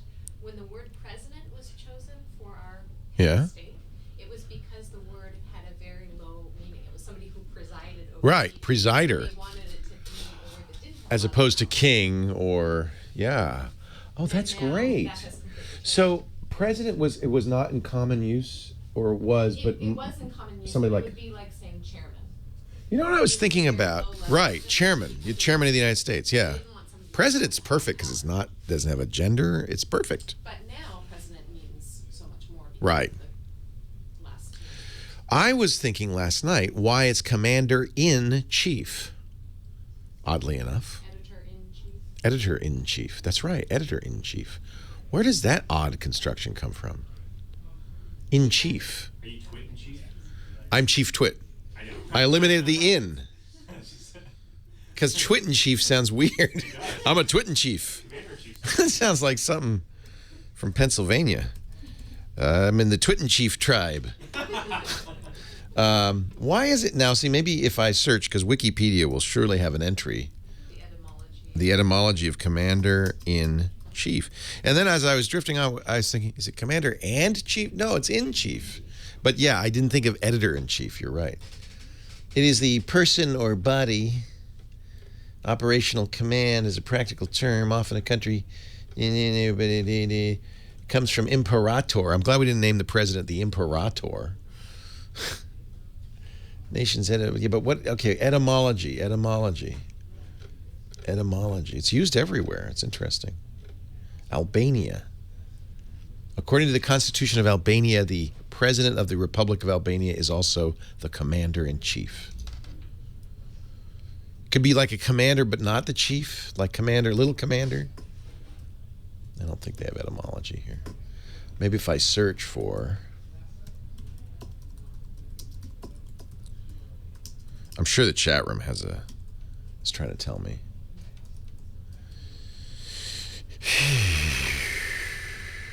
You know, they just want to know what the special method of making hard-boiled eggs is, according to you. Oh, it's very simple. Pan of cold water, put in your eggs and salt. Don't forget to salt it because the salt is absorbed by the eggs. Bring it to boil. Immediately take it off boil. Exactly 10 minutes sitting there. Then you put them in an ice bath. You want to stop it right there. And that's what keeps you from getting those green yolks. Oh. Yeah. You know that. I do. She's a You cook. want to take protein over 170 degrees. Come on, guys. Brilliant.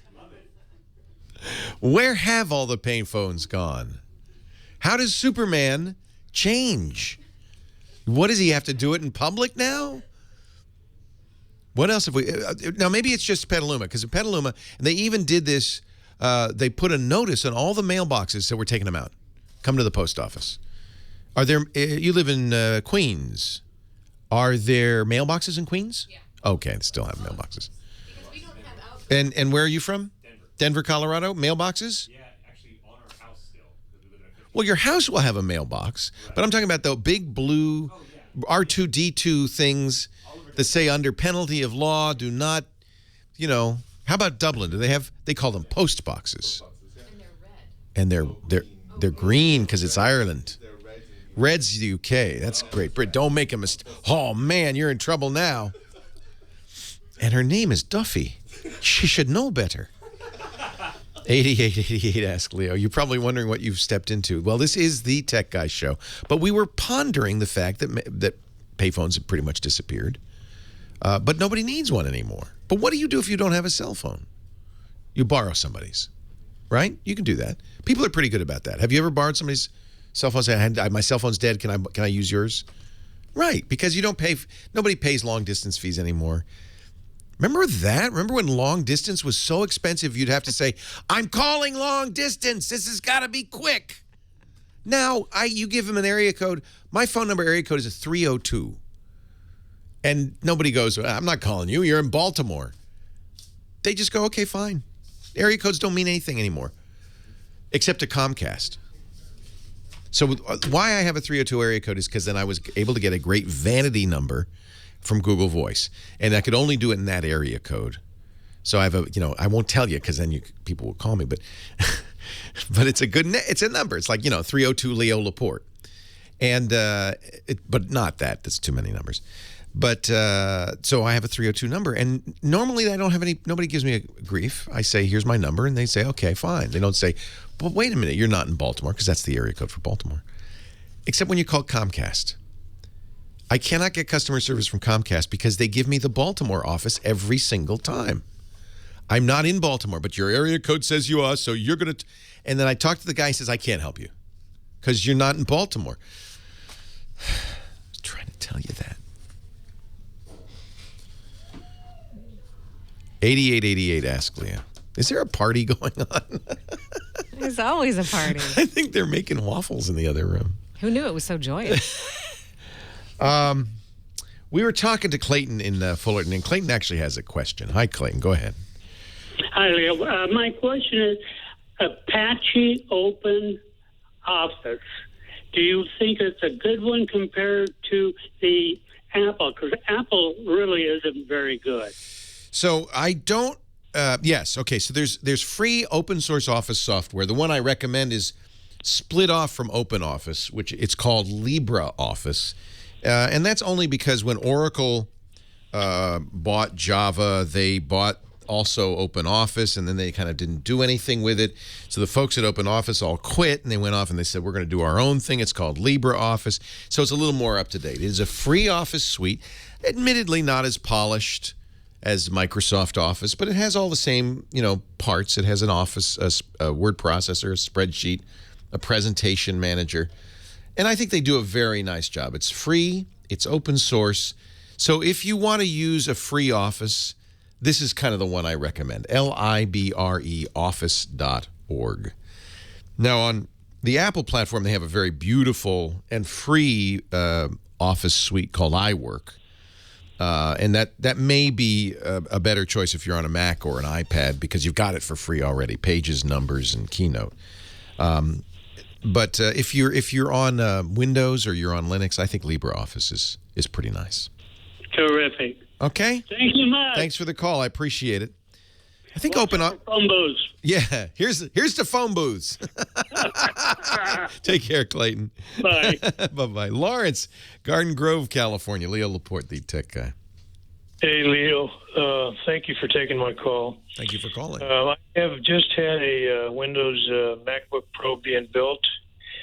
I think the build date was April 10th.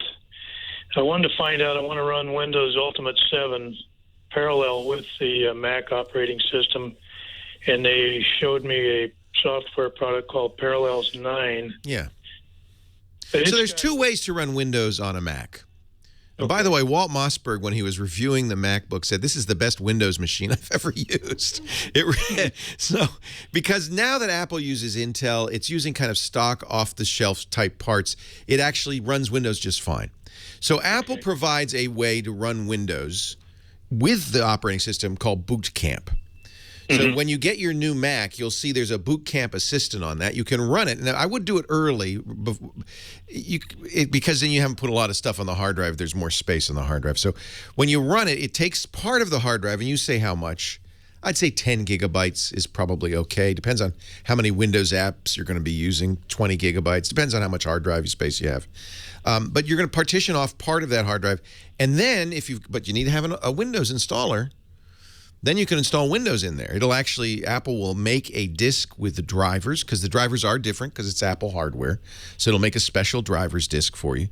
And then it'll say, okay, give me Windows. And it runs it, and the installer runs. And now when you start up the machine, you have a choice. You hold down the Option key, and you can choose Windows or you could choose Macintosh. So that's one way to do it. Now, the drawback is you have to choose on boot, and you can't run Mac software when you're in Windows. You can't run Windows software when you're in Mac. Parallels and its competitor VMware Fusion they do it in what's called emulation. You don't ever have to leave the Macintosh environment. You install Parallels, you install Windows, and it's running in a virtual machine inside the Macintosh. So if you wanted to use a Windows program while you're running the Macintosh software, you can. It just shows up as another window. It's really an elegant way to do it. Now, I think you should do both, because what happens if you install Boot Camp is that both Parallels and VMware Fusion will say, oh, I see you already have Boot Camp installed. We'll just use that. You don't have to reinstall Windows. And now you have the choice. When you need all the horsepower of the machine dedicated to Windows, you boot into Windows. When you just want to run a Windows program quickly without leaving the Macintosh environment, you run Parallels or Fusion. Both work excellently. I do it all the time. Okay, the other question I have is Parallels 9 has Kaspersky on it, and I'm running the ESET 32 that you recommended several years ago already with my Windows machine. Yeah. So, you don't really, it doesn't, they do it to make you feel better. It's just like when you buy an HP, it comes with McAfee. They bundle it in. Kaspersky gives them a little deal. They're hoping you'll subscribe. When you're running Windows, you're running Windows. So having an antivirus probably is not a bad idea. You certainly have to do all the same things you have to do when you're running Windows on a Windows machine. Be careful about where you go, what you download. You probably shouldn't run as an administrator, run as a standard user. But you do have one advantage. The virus is not going to migrate to the Macintosh. It's going to stay on the Windows side. So if you get bit by a bug when you're running a virtual machine, you just go, oops, you throw it out, and you create a new one. And so it's a little easier in that respect. It doesn't mess things up. Can I delete the Kaspersky and continue with my subscription? Absolutely. Absolutely. Uninstall Kaspersky. Use Nod 32. But my opinion, you don't really need either one. What I would do if you use Parallels or VMware Fusion is make a snapshot of your virtual machine that makes a duplicate copy. So if you do get bit by a virus, you throw out the old one and use the snapshot, make a new one. It's very easy to get back to normal. Leo Laporte, the tech guy.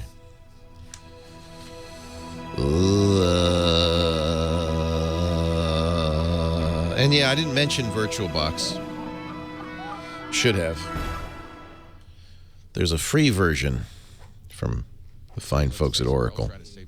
Hello, Johnny. He's brought a camera. Oh, look at these. Thank you. Did you make mimosas? Yes, mimosas. FCC regulations prohibit the use of alcoholic substances within the control booth. I don't even know if that law still applies, and B, if it counts for us. Baby, this is the out-of-control booth. Woo! I think Nathan is not allowed to have mimosas. That's what I think. Sorry, Nathan. Sorry, Nathan. Does he ever watch us? I think he's in the control booth. He's the in-control. We're remote. We're the out-of-control. We're remote. We don't count. He's where the transmitter is, right? If there were a transmitter, which there isn't. Remember that? I have my third ticket. In fact, I just found my third ticket. My FCC permit to broadcast. I just found it the other day. I was going through old USB keys, and one of them had a treasure trove of old pictures on it. And where is it? Where did I put it? Yeah, here it is. This proves, ladies and gentlemen, that I have the legal right to drink in the control room. This permit, when countersigned by the Secretary of FCC, authorizes Leo Gordon Laporte to operate licensed radio stations.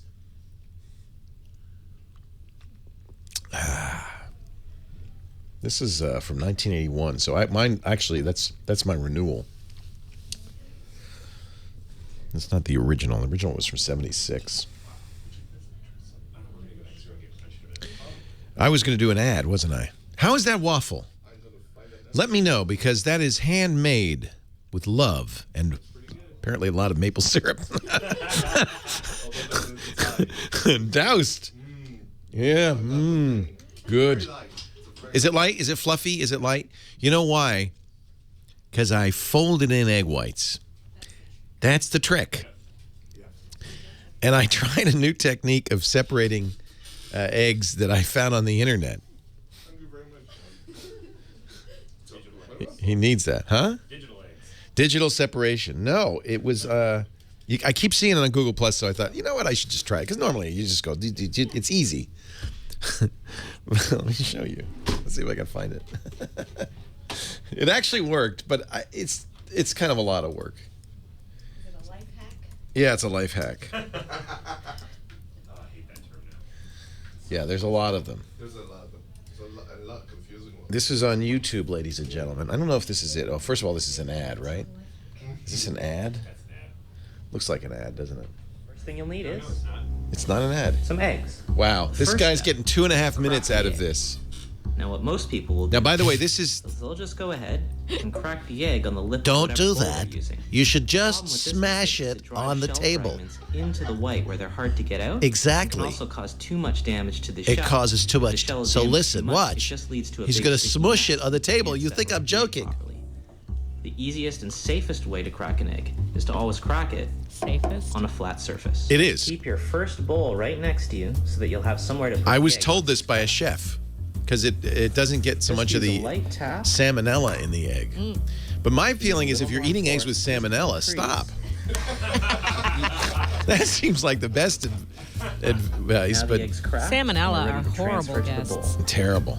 As you can see, got a nice crack running down through here, and very few shells. This guy. Oh, see, no, this is how normal people do it. Now, here's how crazy Russian hacker does Getting it. the best of the farmer's market delivered right to your doorstep. Oh, I'd love that. That's exactly but what you maybe get. not today. What's up, everybody? Welcome back to my laboratory. This guy gets, look at how many, he got a 1.8 million views on how to take off your t-shirt, For this this guy. experiment, all you're gonna need is one egg, the raw egg, not boiled egg, empty plate. Crazy Russian hacker. Look, see, he has bottle. And I'm gonna show you how to I'm really separate interested in how to yolk. take off your shirt now. In Soviet Union, egg separates you. Actually, you're gonna need It's two always plates a good to joke. separate the yolks, you know what I mean? Watch, From the I white did this. stuff. It works. Because This one is how I time separated the yolks one today. time he was, like, 'Cause I saw separating this. the yolk with hands like that, turn it around, and Watch this. sometimes you would lose, and sometimes you would lose some of the. Sometimes you would lose. So all you're gonna need is empty bottle. Watch and this. It's a, You squeeze it. it goes. Check It actually works. it This works. closer. Squeeze it and suck it in like that. It totally works. But what he doesn't mention is now you've got a bottle with some egg yolk in it, which is no good. So I did that, and it worked. But see how the yolk broke? Ah, his didn't. Check it out. Perfectly yolk. Check it out. Without any white. Check it out. Russian hacker, he's crazy. Okay, you want to know how to take off t-shirt? Yes. You've been doing it wrong all along. Crazy Russian hacker tells you how to take. He gets 4 minutes, but I got to tell you something. This video has 2 million views in 4 days. I feel like there's something at the end of that sentence. I You know, feel like like a there's porn something star I've done or- wrong in my life I built $1 million studio, hired expensive staff and talent, including production value, and he's got 2 million views in 4 days. Right here is the fastest way if you want to impress There's a your faster lady, you way. know. If you want to impress a lady, It is I to think, impress the lady. isn't Okay. it true? You tell me, Heather. Ladies are impressed by guys who could take their clothes off really fast. I think that's what women are looking for. Like this, you grab it here. Watch this. Amazing! That is a pretty good stripper move. 2 million views. Oh, let's see that in slow motion.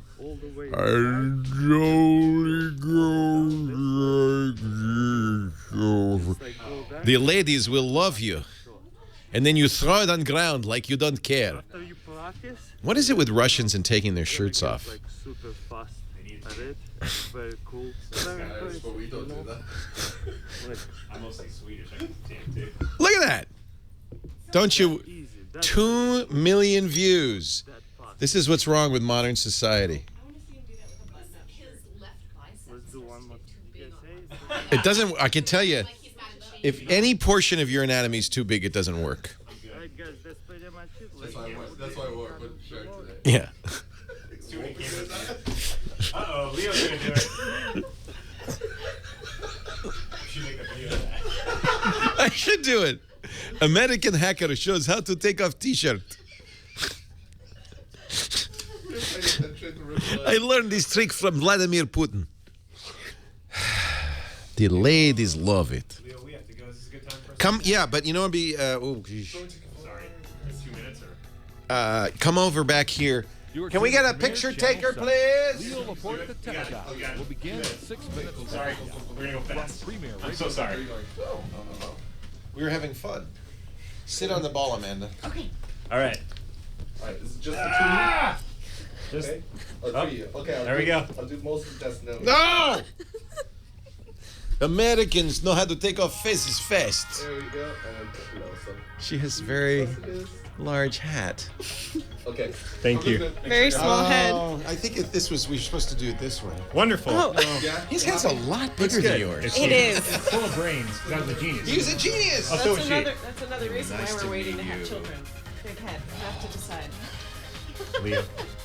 We just want to Nice travel. to meet you. It's great meeting you. Where are you guys going next? We're going to Calistoga to go get a mud bath. Oh, the best.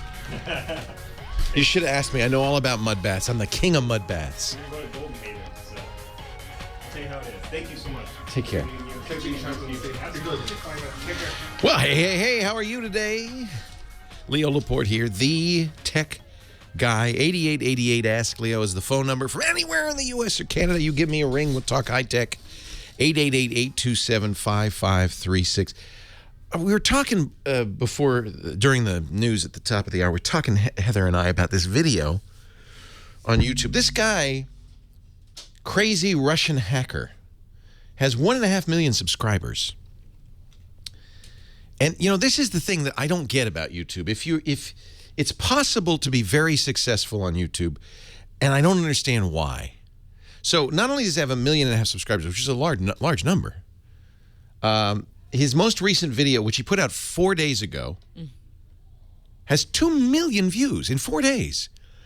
And the video, you'd think, well, maybe this video must be something really great, something everybody wants to know about. How to take off a T-shirt really fast is the video. How is this useful? He says it'll impress the ladies. Were you impressed? Not so much. I mean, it would help if he were actually handsome or something. He's I don't crazy know. Russian hacker.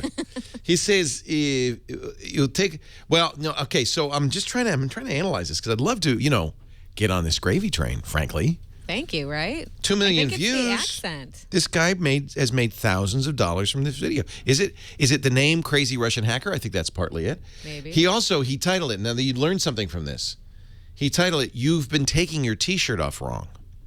See, that's a good title. Yeah. Because then you go, oh, what? Well, I better watch that because maybe I've been all my life taking off. You haven't, by the way.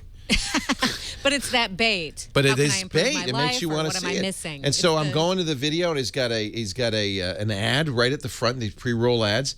That's big bucks. And then you go to the video, crazy Russian hacker, and he, it's not exactly high production value. He's standing on the back deck of his house. And how do you take off this short usually? You've probably been doing it wrong. You've probably been. You do it like that. Yeah, you take it off over your head. To take off the short, or some people do it like this. Truthfully, like this is a 2.5-minute video that could have been done in about 10 seconds. Up, But he makes. Right here is the fastest way if you want to impress your lady, Impress your. Now, does that impress? Is that what you're looking for, ladies? Because maybe that's something also I've got wrong all this time. The ability to take off your clothes faster than the other guy. Well, I'm impressing you now. Watch. Woof! I'm naked. Is that impressive? Jumping a car battery is impressive. Yeah. Changing a tire. Yeah. Cleaning the house. You know what? I'm going to do a video. I'm going to do a video series, how to impress a lady. And it'll involve mopping. Laundry. Taking out the trash. Taking out the trash. Changing the tire. Here's how you actually impress lady. And at the end of the day, I'll take off my shirt really fast. Paint my toenails and then take off your shirt really fast. Okay. Every time I go to YouTube, I'm just baffled and amazed and puzzled by the whole thing. The millions of views. I mean, look at 2 million views. This is like network television viewership. And I don't think it's not one of those things. Some of the videos on YouTube have high rewatchability. Charlie bit my finger. You're gonna watch that over and over because it's so cute and they have English accents and he bit his finger.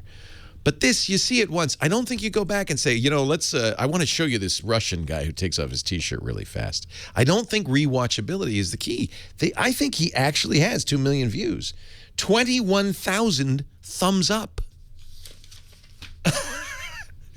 What I worry about is maybe there's going to be an epidemic across the country of guys taking off their T-shirts really fast. This could be an epidemic. And by the way, not only does he pull it off in a half a second, he then throws it down on the ground as if to challenge everybody. See, I'm Russian. He learned this from Vladimir Putin. He taught him how to do this. Kimberly in Los Angeles. Leo Laporte, the tech guy. Thanks for hanging on, Kimberly. Oh, no problem. Thank you. I have a quick question, Leo. I just got a new modem router from my telephone company. Yeah. And what's happening is I have my router modem in my living room, but I'm not able to get the signal in the bedrooms, which is about maybe 50 to 100 feet away. Yeah, well, that's a long way for Wi-Fi. Wi-Fi is nominally, and when we say nominally, that means you're as fast as far as 150 feet. So you're at the edge, and I bet you when you go into that bedroom, you see the Wi-Fi bars. I bet it goes, down to nothing. Yeah, it goes down maybe 2 or 3 bars. Yeah. So what can I do? Because I did go to a big box store yesterday, and they told me about an extender, but they said I had to put it somewhere in the middle, right, between the Wi-Fi right and the bedroom. But it's my bathroom, which would be in the middle, and I don't have an Ethernet that goes in my bathroom. Oh, you don't need an Ethernet. So here's what the extender does. It's using it's actually an official standard called Wireless Distribution System, or WDS. And what it is, it just plugs into the wall. It doesn't need Ethernet. It sits there midway between where you want to be and where you are, picks up the signal from the current Wi-Fi access point, and re-amplifies it going to where you want to be, and then vice versa. So it's a repeater. Okay. So, but it's totally wireless. But you do have to plug it in. It needs power, but it doesn't need Ethernet. Okay, so what would you recommend? Because there's such an array, and then the price go from $129 down to $50. It shouldn't be much. It should be $50. It's a very simple thing, but unfortunately, WDS was written kind of sloppily, kind of loosely, which means implementations vary. So generally, what I recommend is you get a repeater made by the same manufacturer as made the access point. Then they will work together. But if it's a different chip or it's been implemented differently, sometimes they do, sometimes they don't. It's unpredictable. Unfortunately, you got your Wi-Fi access point from your DSL provider, and I don't know what brand it is, and it's probably not a brand. It's a gateway from my telephone company. Can I say the name? Yeah. Okay, my telephone company's Verizon. My modem went out, and I didn't realize, but they sent me a modem router. Yeah. So then I already had a router, which was It was a dual band router. Oh. But I can't connect the two. I can't bridge them. Oh, good. You can. Okay, good news. That's great. Yeah. That's great. Don't use the Verizon one. The Verizon modems aren't very good anyway that they give you. Okay. So what I would recommend is you put your existing dual band router, which is a better router anyway. You attach that via Ethernet to your Verizon router, and you tell your Verizon router, don't do what's called DHCP. Just be in bridge mode. I just want you to be a passive. I don't want you to do wireless at all. Turn off the wireless. Don't do anything. Just be a modem. Don't be a router. Oh, I can do that? Yeah, there's settings. You'll have to go into the settings in the box, and you'll have to. What you want to do is disable. You say, don't do any internet routing. Don't do. Sometimes it's called NAT, N-A-T, or sometimes DHCP. Say, don't do that. Don't do wireless. Okay. Turn off the wireless. You just want it to be a modem, and then you connect. Then you connect your nice fancy one that you bought, and then get a repeater that's from the same manufacturer. Okay, because I have a Netgear dual band. Yeah, Netgear has nice repeaters. They're good. They're fine. So you get a Netgear. Okay. Yeah, you get a Netgear. Sometimes they call it Wi-Fi extender. Same idea. Okay. Do you have any instructions on your website? Because I don't know how to do all that. That sounds really technical to me. Yeah. Or should I just go ahead and get the geek guys to come out and do it for me? Yeah, you could have the geek guys go out and do it. It isn't that hard, but what you've got to do is find instructions for that particular router from Verizon. Okay. And that I don't know exactly. So let me look. Hang on. We're going to take a break. Maybe I can get an answer for you by the time we get back. Leo Laporte, the tech guy. Yeah. It's an action tech, I'm sure. And then we want to put it into bridging mode. Let's see. It might not be immediately apparent, but computers are designed to make running. So let's see here. Changing the Action Tech GTs. Yeah, see, Verizon has. I'll put. You know what? Let me put this in the show notes because this is directly from Verizon.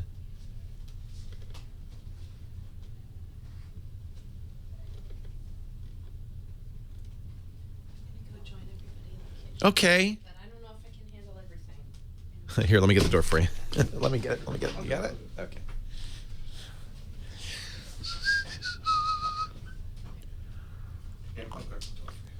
You can just leave it for the time being. Sure. Yeah, it's fine. Yeah, Practically Networked will have it.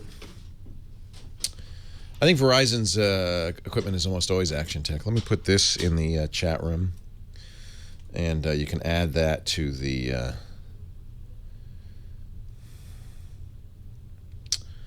Add that to the show note.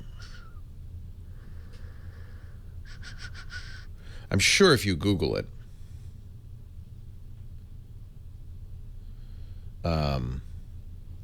you can find it. Powerline would be another choice. It wouldn't be my first choice since she already has the Wi-Fi router and all that. Yeah, no, I like this color blue because it reminds me of the blue screen of death. That's exactly why. It's actually darker blue than you're seeing on the TV. I can make it a darker blue. This is XChat Aqua. Or is it Azure? It's Azure.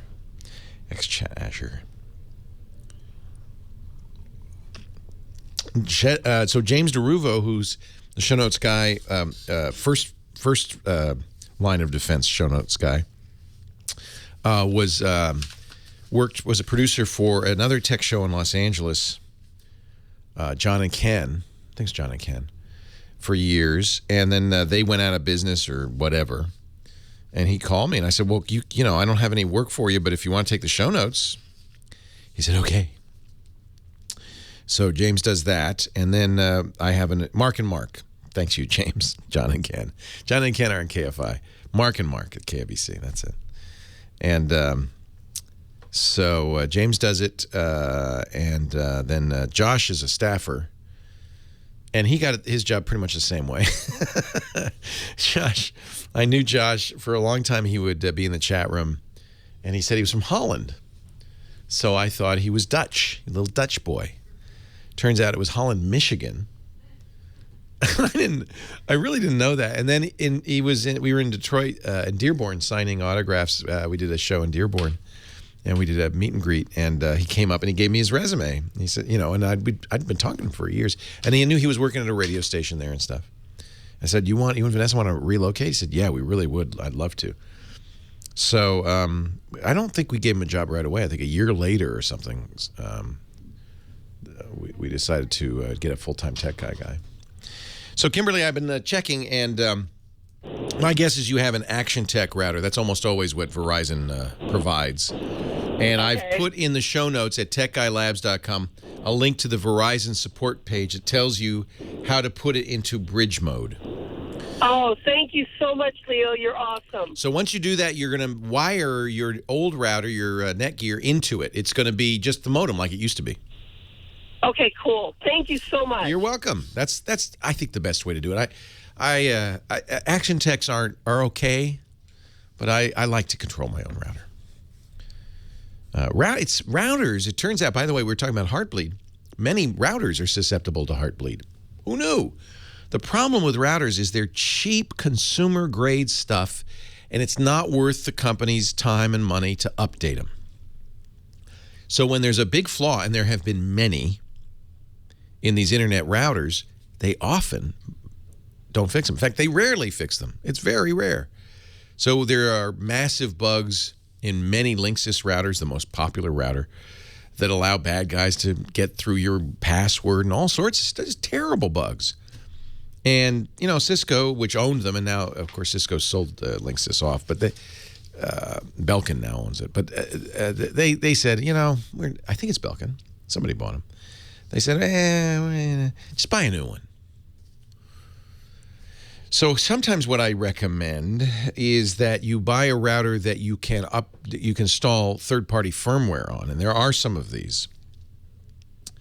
If you go, my favorite, there's two. Tomato is one. It's called Tomato. That's not the hardware. That's the software. The Tomato router software.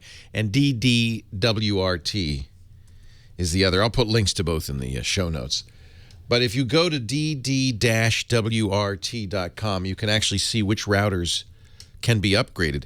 And this, unlike the router, DDWRT is constantly upgraded, constantly improved. If there's a security flaw like Heartbleed found in it, they will fix it, and you can update it. So DD-WRT is a very good. Now this is a little geeky. You're going to be flashing the firmware of your router, which is always a little risky. So you've got to make sure. You got to make sure that your router works with it, and you get the right version, et cetera, et cetera. ASUS actually has an ad I see on the front page of the DDWRT website that says we're gonna put DDWRT in our routers. So that would be a reason to buy an ASUS router, ASUS router, because they're completely compatible, and I think they may even come with it, which is smart. Other guys should do this. That's smart because the folks at DDWRT, it's an open source project. They're keeping it up to date. The router companies don't want to because it's cheap consumer gear. Let these guys do it. Let these guys do it. 8888 to ask Leo. Moving on to Brian in Los Angeles. Hi, Brian. Leo Laporte, the tech guy. Hey, Leo. Hey, what's up? Well, I'll tell you what. Our website, we got this horrid notice. It's let me see, what does it say here? It says, oh yeah, this domain name expired on 4/6. Uh-oh. Basically. Uh-oh. Do you own your domain name, or did you have somebody do it for you? Well, we did own it, but we have somebody doing it. We have doing it, and the company that's doing it, we've actually paid them. Yeah, this is very common where you went and you got somebody to do your website for you. Yeah. And as part of that, they said, what do you want your domain name to be? All right, MannyMoandJeff.com. We got it for you. But they and this is a word of warning to everybody listening, they registered it themselves, not you. That means they own it, not you. They pay the credit card, not you. And that means that you're kind of at their mercy. That's why they do it. You can't go up to them and say, you know what, you guys didn't do a good job. We're going somewhere else, because they're going to go, okay, but do you want your domain name? Yeah. Now, these guys, whoever you used, or worse, it sounds like they fell off the map. And they pretty much did. Yeah, and they didn't renew your domain. So there is a process. You're going to have to do it quick because it's already expired, which means if people can't go to your website, if they can go to your website now, they won't be able to for much longer. Right. What you got to do is find out what domain name registry has the site. Go to them and explain what happened. And there's a process you can go through to claim the website. Say, no, really, it's ours. You have technically 30 days before they sell it to someone else. Yeah. So don't waste any time. Monday morning, email. What is the domain registrar? Do you know? You know, I don't know. All I know is we're pretty much clueless about this stuff, which is somebody else. Yeah, of course you did. You know. So you need to do a who is. Who is? Okay, that's the technical term. You can Google who is. The who is with your domain name, MannyMoandJack.com. And then it will say who the registrar is. It'll also say the name of your erstwhile web guy. And it even will have a phone number for contacting him. I would try that. Who is? Yeah, who is? Domain name. That's the part before the .com, right? You're going to use the .com. So if you go to, there are a lot of companies that provide who is lookup features. Okay. Who.is will do it. Use the entire name, not just the first part. So that'll tell us who actually owns the registration. Yeah, so if I do a who is right now on leoville.com, which is my website, and I notice I put the .com in there, I can see who the registrar is. I can see when it was registered, when it expires, and who the domain name servers are. And then you're going to get registry data that gives you information like a phone number and address for the registrar. And that might be useful, not the registrar company, but the guy who registered it. That might be useful. There's a contact information address in there to contact him. But ultimately, you'll have to go to the registrar. Okay. And the registrar will then, you go through a process proving you own it. Then you can claim it. Okay. And you should own it. Yeah. We got the... We'll have to do it right this time. Yeah, I saw this dreaded GoDaddy page, which sounds more like the beginning of Bill Haley in the if you see a GoDaddy page, then chances are GoDaddy is the registrar. Oh, yeah? Yeah, go to GoDaddy. That's what they do. So they're hosting it. They've got the domain name. They may not be the registrar. It's not guaranteed, but they probably are. So I would... That's what. Yeah. So just contact GoDaddy, and you got to get it back because that's yours. That's your intellectual property. That's your name. That's how people find you. And in future, folks, when you do this kind of business, make sure you maintain, you own that, you control that. Leo Laporte, the tech guy. It's a common practice. A lot of designers do it because your client says, just like this guy, I'm not technical, I don't know anything about this. Okay, don't worry, I'll handle it all. Leo Laporte, the tech guy. 8888 Ask Leo. That's the phone number.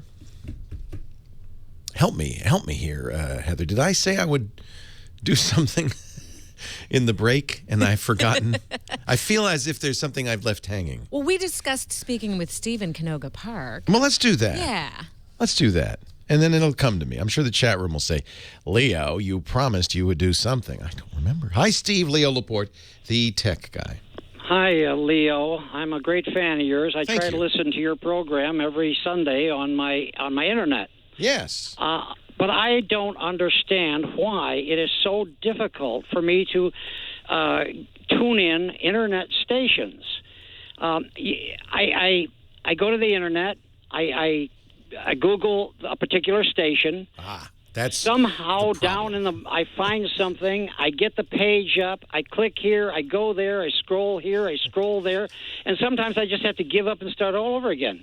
Yeah. Why isn't there some sort of protocol that's common so that every internet radio station just simply has a number or something you can click one time and get your radio station? Yeah, you would think so, but this is the way the internet is. That only happens when there's a central authority saying, as the FCC did, here's how it's going to work. We're going to measure you guys out every 700 hertz, and you'll be on the dial, and you'll be between this frequency and this frequency, and every dial is going to be But there is no central authority on the internet. That's both its beauty and sometimes can be a cause for confusion. So Googling a radio station is maybe not the best way to listen to it. What you're going to get is the radio station's website, and every radio station does it differently. Some require flash, some mean you have to watch the player, some of them don't. It's all over the map. Even your two stations, KFI and KABC, are completely different. Well, I don't have two stations, but that's all the same. Aren't you all iHeartRadio?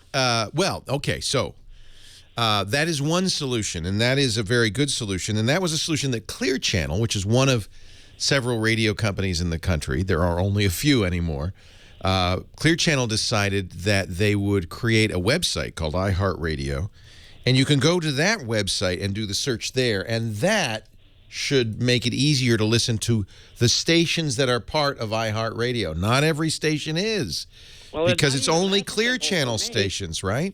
It's not even that as simple for me. I have to get a friend over to try to put an icon up so that I can fight through this. And there are many weekends I cannot listen to you because I cannot penetrate this thing. I don't blame you. Let me give you a couple of better choices than just Googling a station, please, and finding it, because it's all different. It's all over the map, and it's going to be that way. Unfortunately, it's going to be that way. There are devices called internet radios. I bought a really expensive, I think it was an Onca internet receiver radio, and I just could not figure that thing out. I just gave it up. It was so complicated. I had to go back to my desktop, and it was a major battle. It was probably too expensive, too good, too fancy. You want something simple. I use a Grace radio. There are a couple of companies that make very simple internet radios. Do you have Wi-Fi in your house? Yes. Okay. Grace makes, they look like radios that you would have on your bedside table. They look like clock radios. They, in fact, can be used as clock radios. They have a timer, but they're very, and an alarm clock and all of that stuff. But they're very simple.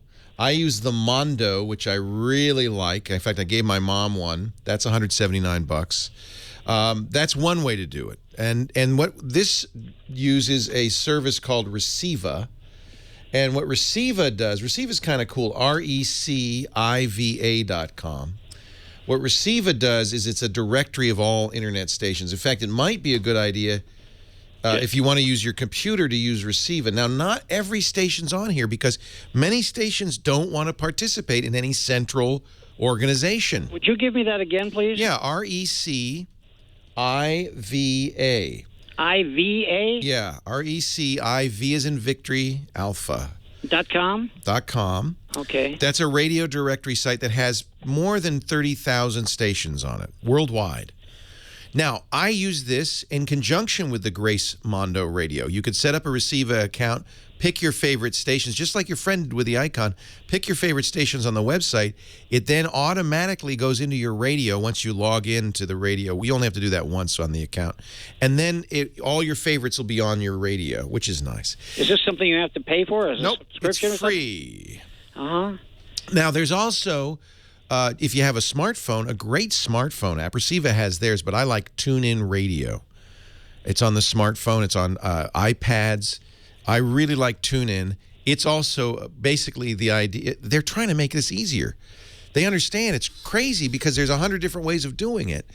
So there's no consistency, and so that's what's confusing. I don't know if I'm going to listen to this station, what I'm going to get. Well, if your own radio stations would just simply have, when I Google your radio station, say, listen now. and I click on that and I can hear it. You'd think. But that doesn't even happen. You know, I think one thing is that radio stations are a little bit ambivalent about internet radio.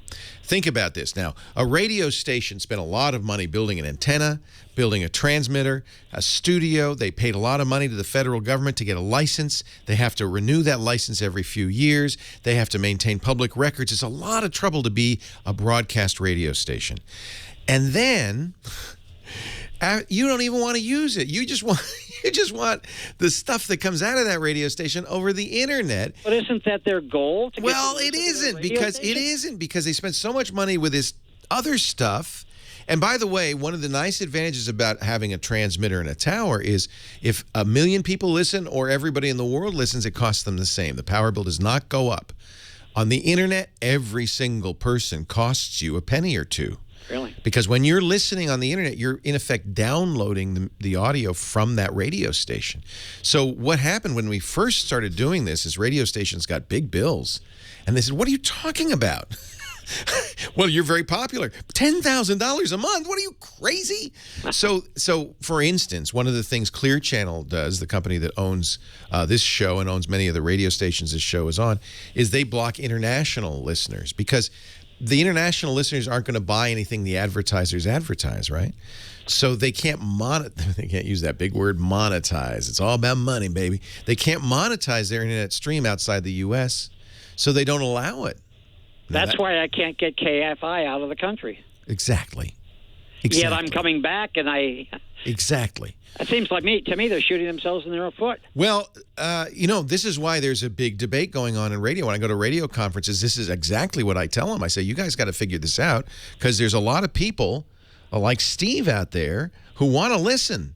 And they want to listen over the internet, and you're not making it easy, but they're very scared. It's a different business model. They're afraid, you know, one of the things that's also true is that you don't have to have a transmitter, a tower, an FCC license to do an internet radio station. Anybody can do one. And that means they're competing against people who've spent no money to do this. And that scares them too.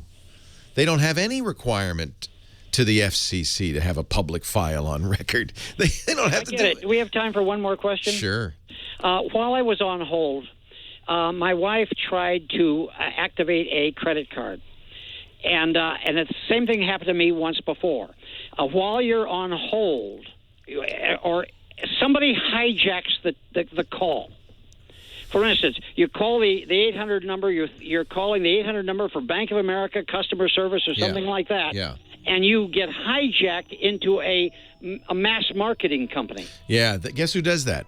Bank of America. They're trying to sell you, upsell you. I always activate on the internet because I don't like that. I agree with you. Leo Laporte, the tech guy. It's not a man in the middle. It's actually what they do. While we're activating, listen to these commercials. That's exactly why now they offer often on the back, you know, bankofamerica.com/activate. I always do that. I don't want that long ad that isn't necessary. TuneIn.com is a good one, too. You know, it's a real drag. Is they always make you enter all this information, but then when someone finally picks up the phone, they want don't the know who the F information. you are. Drives me crazy. It happens every time. I'm like, I know. I should already be showing up on your screen. What? But it's just why to did make you ask me like if you aren't going to know it? Yes. It makes you Why did I have to feel enter like in you're the doing credit card number? Hi, who am I speaking to? What's your number? I gave it to you. You should know me by now. I know. I've Drives been on me the phone for 30 crazy. seconds. Drives me nuts. Happens all the time. You should say that, though, because you really are somebody. Don't you know who I am? Yeah. Oh, that works. That's always charming. Actually, it did work with Apple because I wasn't getting too far, and then I complained on the air. Sure. And a fan called me who happens to be a high-level tech support guy. Said, Leo, we want to solve this. And then the executive relations called me. And then so you can sometimes use your... I don't like to do that. I'm embarrassed to say, do you know who I am? Do you know who I know? It doesn't work. No, but it's funny. It's embarrassing. You know who I am. Especially if they say, no, who are you? And you would be... And then you say, and they go, I haven't heard of that. No, I don't know. What?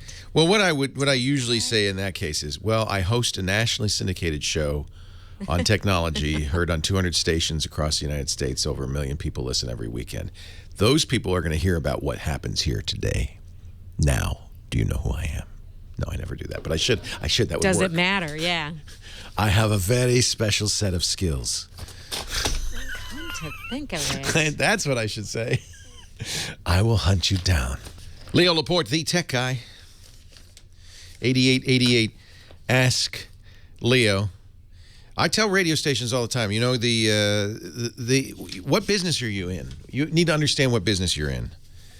If you think you're in the business of radio transmitters and towers, of broadcasting through the airwaves, maybe you should rethink it.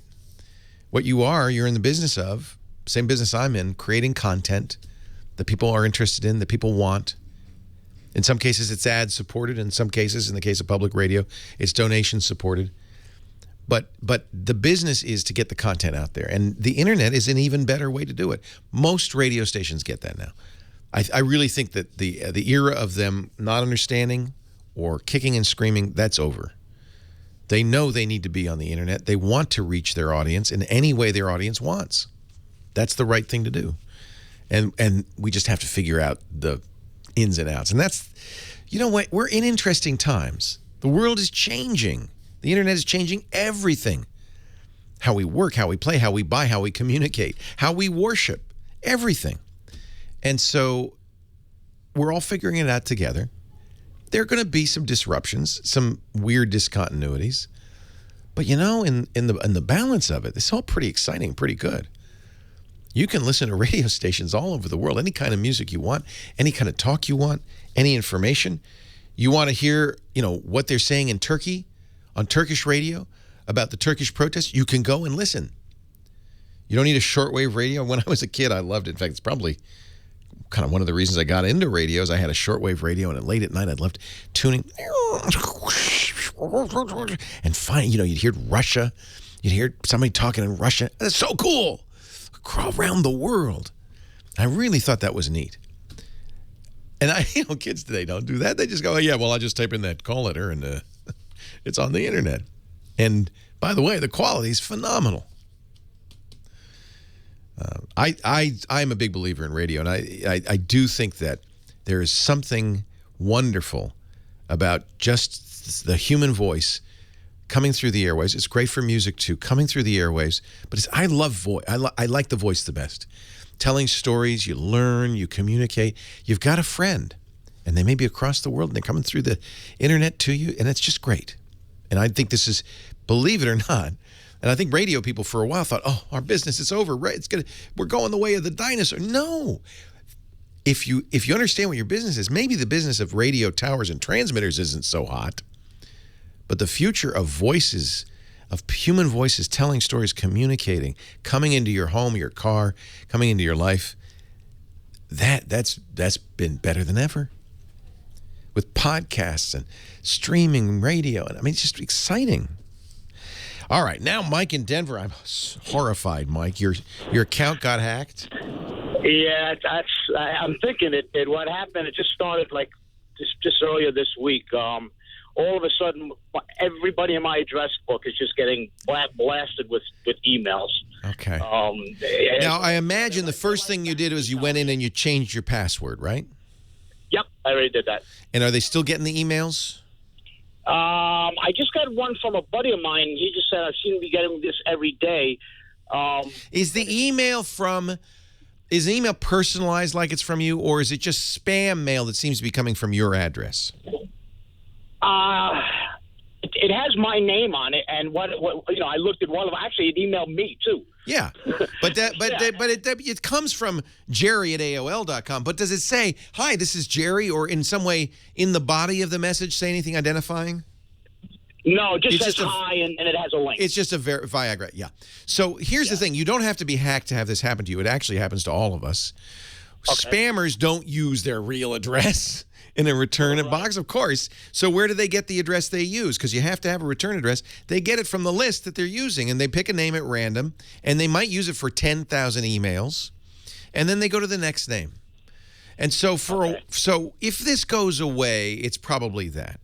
It is possible to get your system hacked, And this happens more with Yahoo than anyone else. And what people will do then is they'll go through all and read all your emails and build up kind of in their mind a profile of who you are, then write an email to everybody saying, hey, it's Jerry. Gosh, you won't believe what happened. I was in Paris. They mugged me. They took my wallet. They took my passport. I got no money. If you can wire me $1,000, I'll pay you back the minute I get back. And they put in some personal stuff. This happened to me. No, I didn't get hacked, but my gardener sent, and I knew my gardener had just done my lawn yesterday. I thought, I don't think he's in Paris. And I said, Owen, you got hacked. And he said, oh, my goodness. And every one of his friends had gotten this, and I bet you it works because it sounds like it's really from him. If it's that kind of email, then your account did get hacked.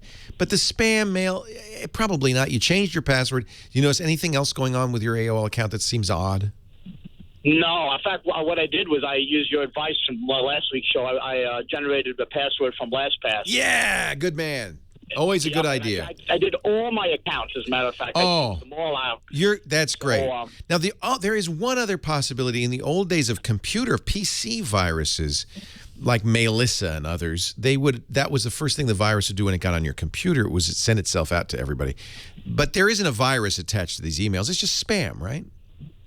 Yes. Yeah. No. Yeah. It's just a bunch of different. It just brings you to a different site. You know, they're plugging in a link there. And the site is to sell something? Yes. Yeah, I don't think that's it. And this is a very uncommon thing now. It was very common for a while, but that doesn't happen much anymore. I think you're all right. I wouldn't worry about it. It'll go away. It comes and goes. This happens to me. It happens to everybody. It comes and goes. The way we know it is we'll get a lot of bounce backs because these email addresses are junky and that a lot of the addresses aren't right. So I'm getting a lot of things saying undeliverable. Yeah, that's how you know. Yeah. That's just, for a while, a spammer's using your return address. If it doesn't stop, though, what would I need to do? Just say it just doesn't stop for whatever reason. Yeah, just filter it. I have a filter that says undeliverable mail, go in the trash. Because it's not, there's nothing you can do about it. The email was never set up to be secure. So I can show you how anybody can do it. You can use any return address you want on an email. There's nothing to prevent you. So it should basically just go, it should go away. Usually they move on and they just use a different address. Yeah. Okay. All right. Well, thank you. I enjoy your show every week. Man. Hey, watch it through Roku. Awesome, Mike. I appreciate it, and I'm really glad that you changed your passwords. Good man. Just keep an eye on that AOL account. I don't think you've been hacked. If you notice anything else weird, maybe. But once you change your password, the bad guy can't get in again. So even if you were hacked briefly, you're okay now. Hey, thank you, everybody. I hope you have a wonderful Easter if you celebrate Easter, and have a great week, a great geek week, and I'll see you next time. Leo Laporte, the Tech Guy. Take care. Well, that's it for the Tech Guy Show for today. I'm Leo Laporte. Thank you so much for joining us. Don't forget, the Tech Guy is just the tip of the iceberg. We do nearly 30 shows now on the Twit Netcast Network, and you'll find them all at twit.tv. We talk about Windows on Windows Weekly, Macintosh on MacBreak Weekly, iPad on iPad Today. You get your daily dose of tech news from Tech News Today, and our weekly roundtable show, This Week in Tech. It's all at twit.tv. And I'll be back next time with another great Tech Guy podcast. Thanks for joining me. See you next time.